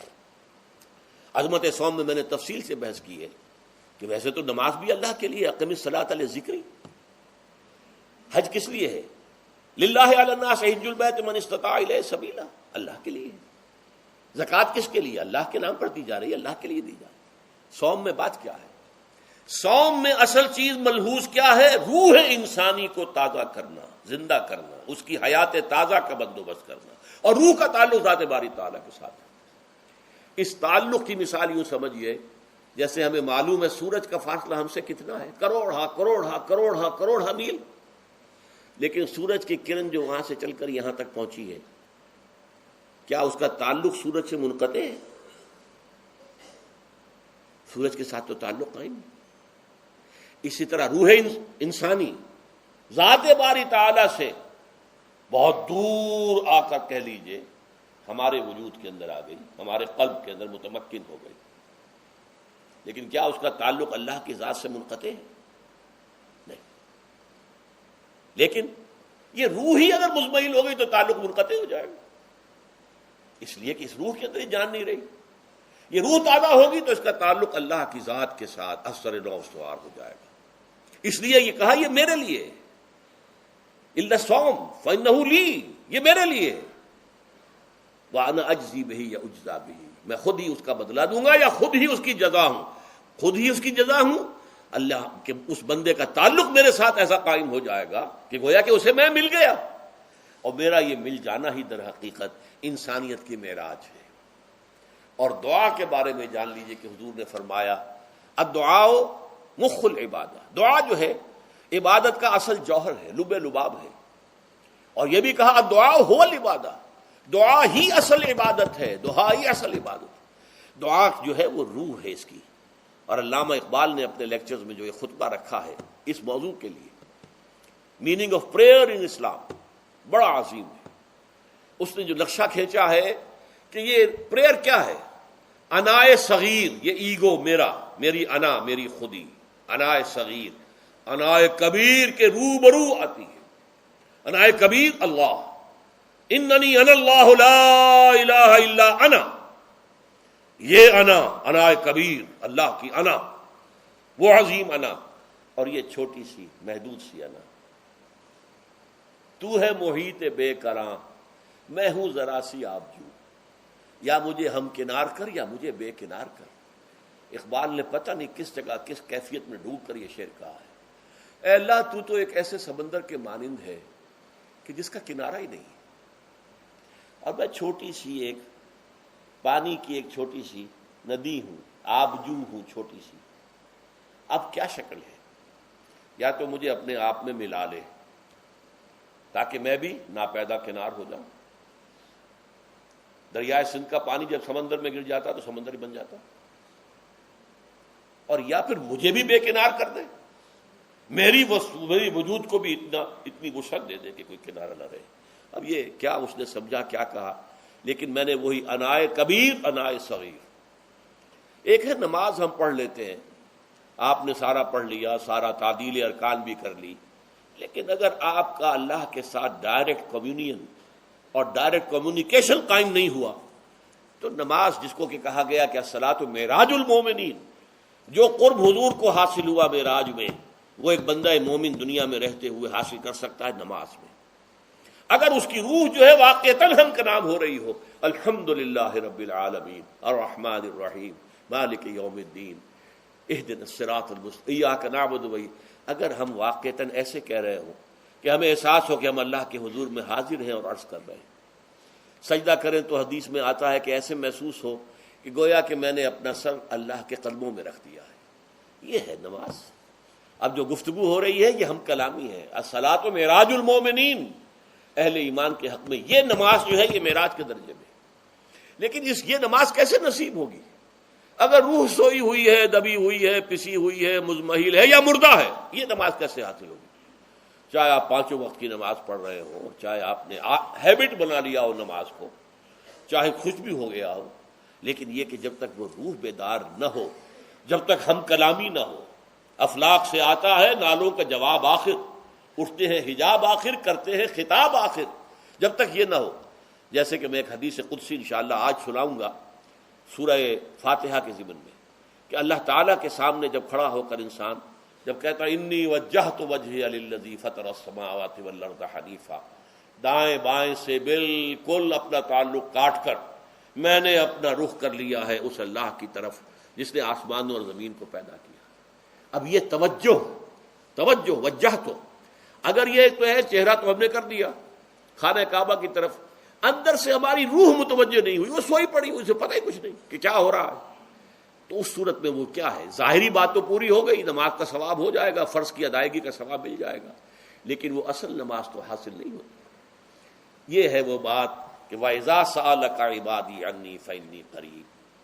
اے نبی, جب میرے بندوں کی روحیں بیدار ہو جائیں, توانا ہو جائیں, حیات تازہ سے وہ ہم کنار ہو جائیں, اور پھر وہ میرے بارے میں پوچھیں, وہ میرا تقرب حاصل کرنا چاہتے ہیں, تو آپ سے پوچھیں تو کہیے میں قریب ہوں. اجیب دعوت الداع اذا دعان, یہ ہے وہ دعا, میں ہر پکارنے والے کی پکار, ہر دعا کرنے والے کی دعا کو سنتا ہوں, قبول کرتا ہوں, جواب دیتا ہوں جہاں کہیں بھی مجھے پکارے. اذا دعان, اس میں در حقیقت وہ مفہوم آ گیا ہے there and then, wherever. آپ اپنے گھر میں ہو کر پکاریں اللہ کو, آپ بستر پر لیٹے ہوئے پکاریں اللہ کو. الذین یذکرون اللہ قیاما وقعودا وعلی جنوبہم. ہاں ٹھیک ہے, بعض مقامات بعض اوقات قبول دعا کے لیے زیادہ سازگار ہیں, حرم میں جا کر دعا مانگی جائے, اور منا میں, عرفات میں خاص طور پر, جبل رحمت پر خاص طور پر, ملتزم جو ہے کعبے کا اس پر خاص طور پر, وہ ایام بھی ہیں خاص. لیکن یہ نہیں ہے کہ بقیہ دنوں میں آپ کے اور اللہ کے درمیان کو بڑا فاصلہ ہے. یہ سارا دنیا میں مشرکانہ نظاموں نے تصور پیدا کیا, اللہ تو دور ہے, دور ہے, دور ہے, دور ہے, پاک ہے, پاک ہے, پاک, تم ناپاک ہو, ناپاک ہو, ناپاک ہو, اور تم تو بڑی پستی میں پڑے ہو, تم اللہ سے براہ راست ہم کلام نہیں ہو سکتے.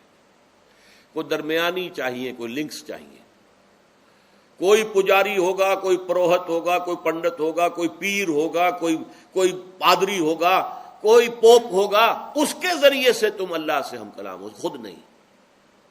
اور جب ذریعے بیچ میں آ گئے تو ان کی مٹھی گرم کرو, ان کی چاپلوسی کرو, ان کو بھی جو ہے چادریں چڑھاؤ, ان کو نذرانے پیش کرو. یہ ہے بدترین ایکسپلائٹیشن جو مذہب کے ذریعے سے نوع انسانی کی ہوئی ہے. یہ 2 ایکسپلائٹیشن دنیا میں ہوئی ہے تاریخ انسانی میں. ایک بادشاہوں کی طرف سے خراج دو ہمیں, محنت تم کرو گے کھیت میں, آدھا حصہ ہمارے پاس آئے گا, ہم عیش کریں گے, ہم اسٹینڈنگ آرمیز رکھیں گے تاکہ ذرا تم بغاوت کرو تو تمہارا سر کچل دیا جائے. یہ ایکسپلائٹیشن بدترین. مانگنے والا گدا ہے، صدقہ مانگے یا خراج۔ دوسری طرف ہم بادشاہ ہیں، ہم چندر بنسی سورج بنسی خاندان ہیں، ہم راجپوت ہیں، حکومت کرنا ہمارا حق ہے۔ اور یہ پنڈت پروہت جو ہے وہ بھی کہیں گے کہ ٹھیک ہے، نصف لی و نصف لک وہذا قوم جاہلون، یہ عوام جو ہے ان کا خون چوسو، ہمیں یہ نذرانے پیش کریں، بتوں کو آ کے چڑھاوے چڑھائیں اور تمہیں خراج دیں اور ٹیکس دیں۔ They are to be exploited, exploit ہو رہا۔ اسلام نے آ کر دونوں کا خاتمہ کیا، کوئی ملوکیت نہیں۔ زکوٰۃ ہے تو غربا کے لیے، بادشاہ کے لیے نہیں ہے، یہ تو غربا کے لیے، لہذا کوئی ٹیکس نہیں۔ نمبر 2، اللہ سے ہم کلام ہونے کے لیے کسی دربان، کسی جو ہے پہرے دار کی مٹھی گرم کرنے کی ضرورت نہیں۔ جب چاہو ہم کلام ہو جاؤ، دل کے آئینے میں ہے تصویر یار، جب ذرا گردن جھکائی دیکھ لی۔ یہ تو تم ہماری طرف متوجہ نہیں ہوتے، ہم تو ہر وقت کہتے ہیں، ہر شب کو آخری لمحات جو ہیں، آخری جو گھنٹے ہیں رات کے، سمائے دنیا تک ہم نزول فرما لیتے ہیں تمہارے لیے، اور پکارنے والا پکارتا ہے، حل بالمستغفر فاغفر اللہ، ہے کوئی استغفار کرنے والا کہ میں اسے بخش دوں؟ حل من سائل فاعطیہ، ہے کوئی مانگنے والا کہ میں اسے عطا کروں؟ تم ہی سوئے رہتے ہو، الٹا غفیر رہتے ہو، تمہیں ہماری طرف توجہ نہیں ہے۔ اگر ہماری طرف متوجہ ہو جاؤ تو جیسے کہ اقبال نے کہا کہ میرے لیے یہ دربان جو ہے، پیران کلیسا کو کلیسا سے اٹھا دو، کیوں خالق و مخلوق میں حائل رہے پردے۔ اور یہ میں نے کئی مرتبہ بیان کیا ہے، ہمارے ہاں وہ پی جو جماعت بنی تھی ایک، اب اس میں 2 پییں اور ایڈ ہو گئی ہیں، پی، پھر وہ پیٹریٹ، اور اس سے آگے اپنی پہلے پارلیمنٹیرین کی پی آ گئی اور پھر پیٹریٹ کی آ گئی، 5 پیز ہو گئی۔ اسی طرح گنتی ہے ہندوستان میں، پنڈت، پروہت اور پجاری، 3 پے تو یہاں تھی، پیر ایران کا پیر، اور پوپ اور پادری، یہ سب پے سے شروع ہوتے ہیں الفاظ، اور یہ سب در حقیقت جو ہے شروع ہونے والے الفاظ، یہ در حقیقت انسانوں کی بدترین ایکسپلائٹیشن کا ذریعہ ہے۔ وَإِذَا سَأَلَكَ عِبَادِي عَنِّي فَإِنِّي قَرِيبٌ أُجِيبُ دَعْوَةَ الدَّاعِ إِذَا دَعَانِ فَلْيَسْتَجِيبُوا لِي۔ ہاں ایک تقاضا ہے، لیکن اس سے پہلے یہ بات سمجھ لیجئے، میں اس آیت کو میگنا کارٹا جسے کہا جاتا ہے حقوق انسانی کا سب سے بڑا چارٹر، میں اس سے کہیں بڑا چارٹر قرار دیتا ہوں کہ اللہ کہتا ہے مجھ سے ہم کلام ہونے کے لیے کسی واسطے کی، کسی وسیلے کی کوئی حاجت نہیں، جب چاہو مجھ سے ہم کلام ہو جائے۔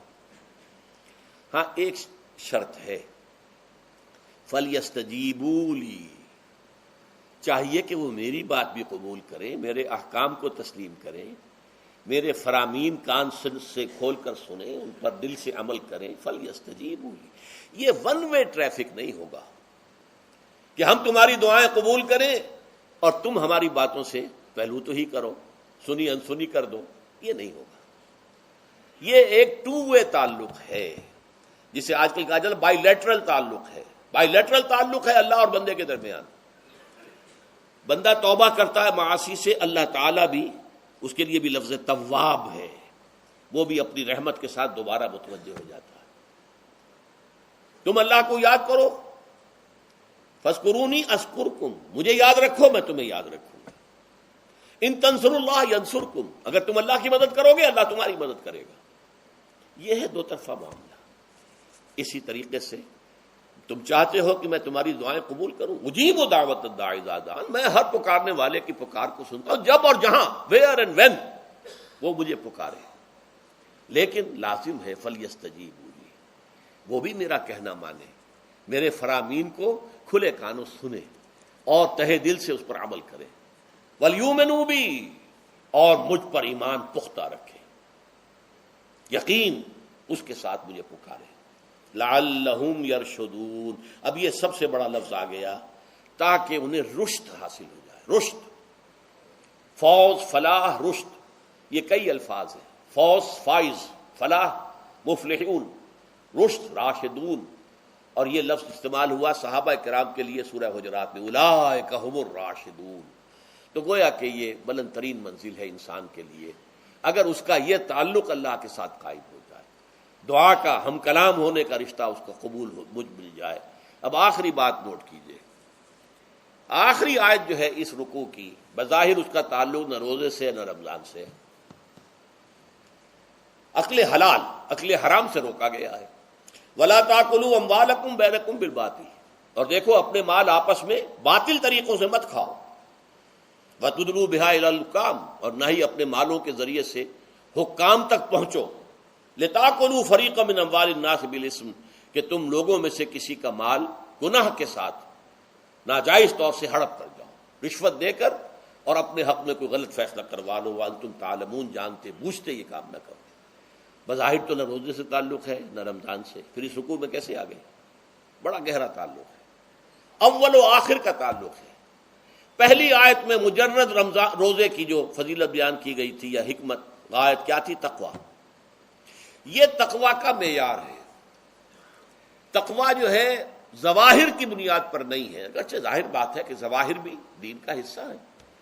حضور کی وضع قطع اختیار کرنا یقیناً ایک نیکی کا کام ہے، ہر چیز میں حضور کے نقش قدم پر چلنا، لیکن یہ ظواہر پر نہیں ہے۔ تقویٰ دل میں ہو، التقویٰ ہا ہونا، التقویٰ ہا ہونا، التقویٰ ہا۔ 3 مرتبہ حضور نے اپنے سینہ مبارک اور قلب مبارک کی طرف اشارہ کر کے فرمایا تقویٰ یہاں ہوتا ہے، تقویٰ یہاں، جب یہاں ہوگا تو پورے وجود میں سرایت کر جائے گا۔ لیکن اس میں اہم ترین بات کیا ہے؟ اکل حلال، جو مشکل ترین کام ہے۔ حرام کا لقمہ نہ آئے، ورنہ جیسے کہ کہا گیا ہے دعا کے بہترین مقام پر پہنچ گئے ہو، حرم کعبہ کے ملتزم کے ساتھ چمٹے ہوئے ہو اور دعائیں کر رہے ہو، اب اس سے زیادہ دعا کی قبولیت کا کون سا وقت ہوگا؟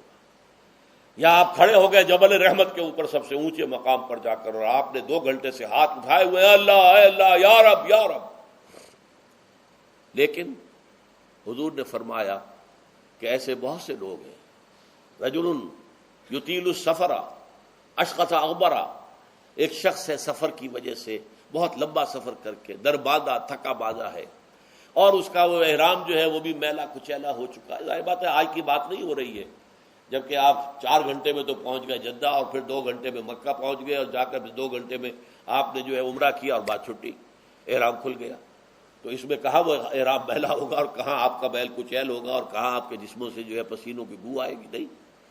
لیکن جو یہ سب کرتے تھے اور پھر کعبے سے ملتزم سے چمٹ کر دعا کرتے تھے، یا رب یا رب، یمد یدیہ الی السماء، وہ ہاتھ اٹھاتا ہے آسمان کی طرف، یا رب یا رب، وَأَنَّىٰ يُسْتَجَابُ لِذَٰلِكَ، اور اس شخص کی دعا کیسے قبول ہو؟ وَمَطْعَمُهُ حَرَامٌ، اس کے پیٹ میں جو غذا پڑی ہوئی ہے وہ حرام سے ہے۔ مَلْبَسُهُ حَرَامٌ، اس کا لباس جو اس نے پہنا ہوا ہے چاہے وہ احرام ہی ہے، وہ حرام کے پیسے سے کمایا گیا تھا۔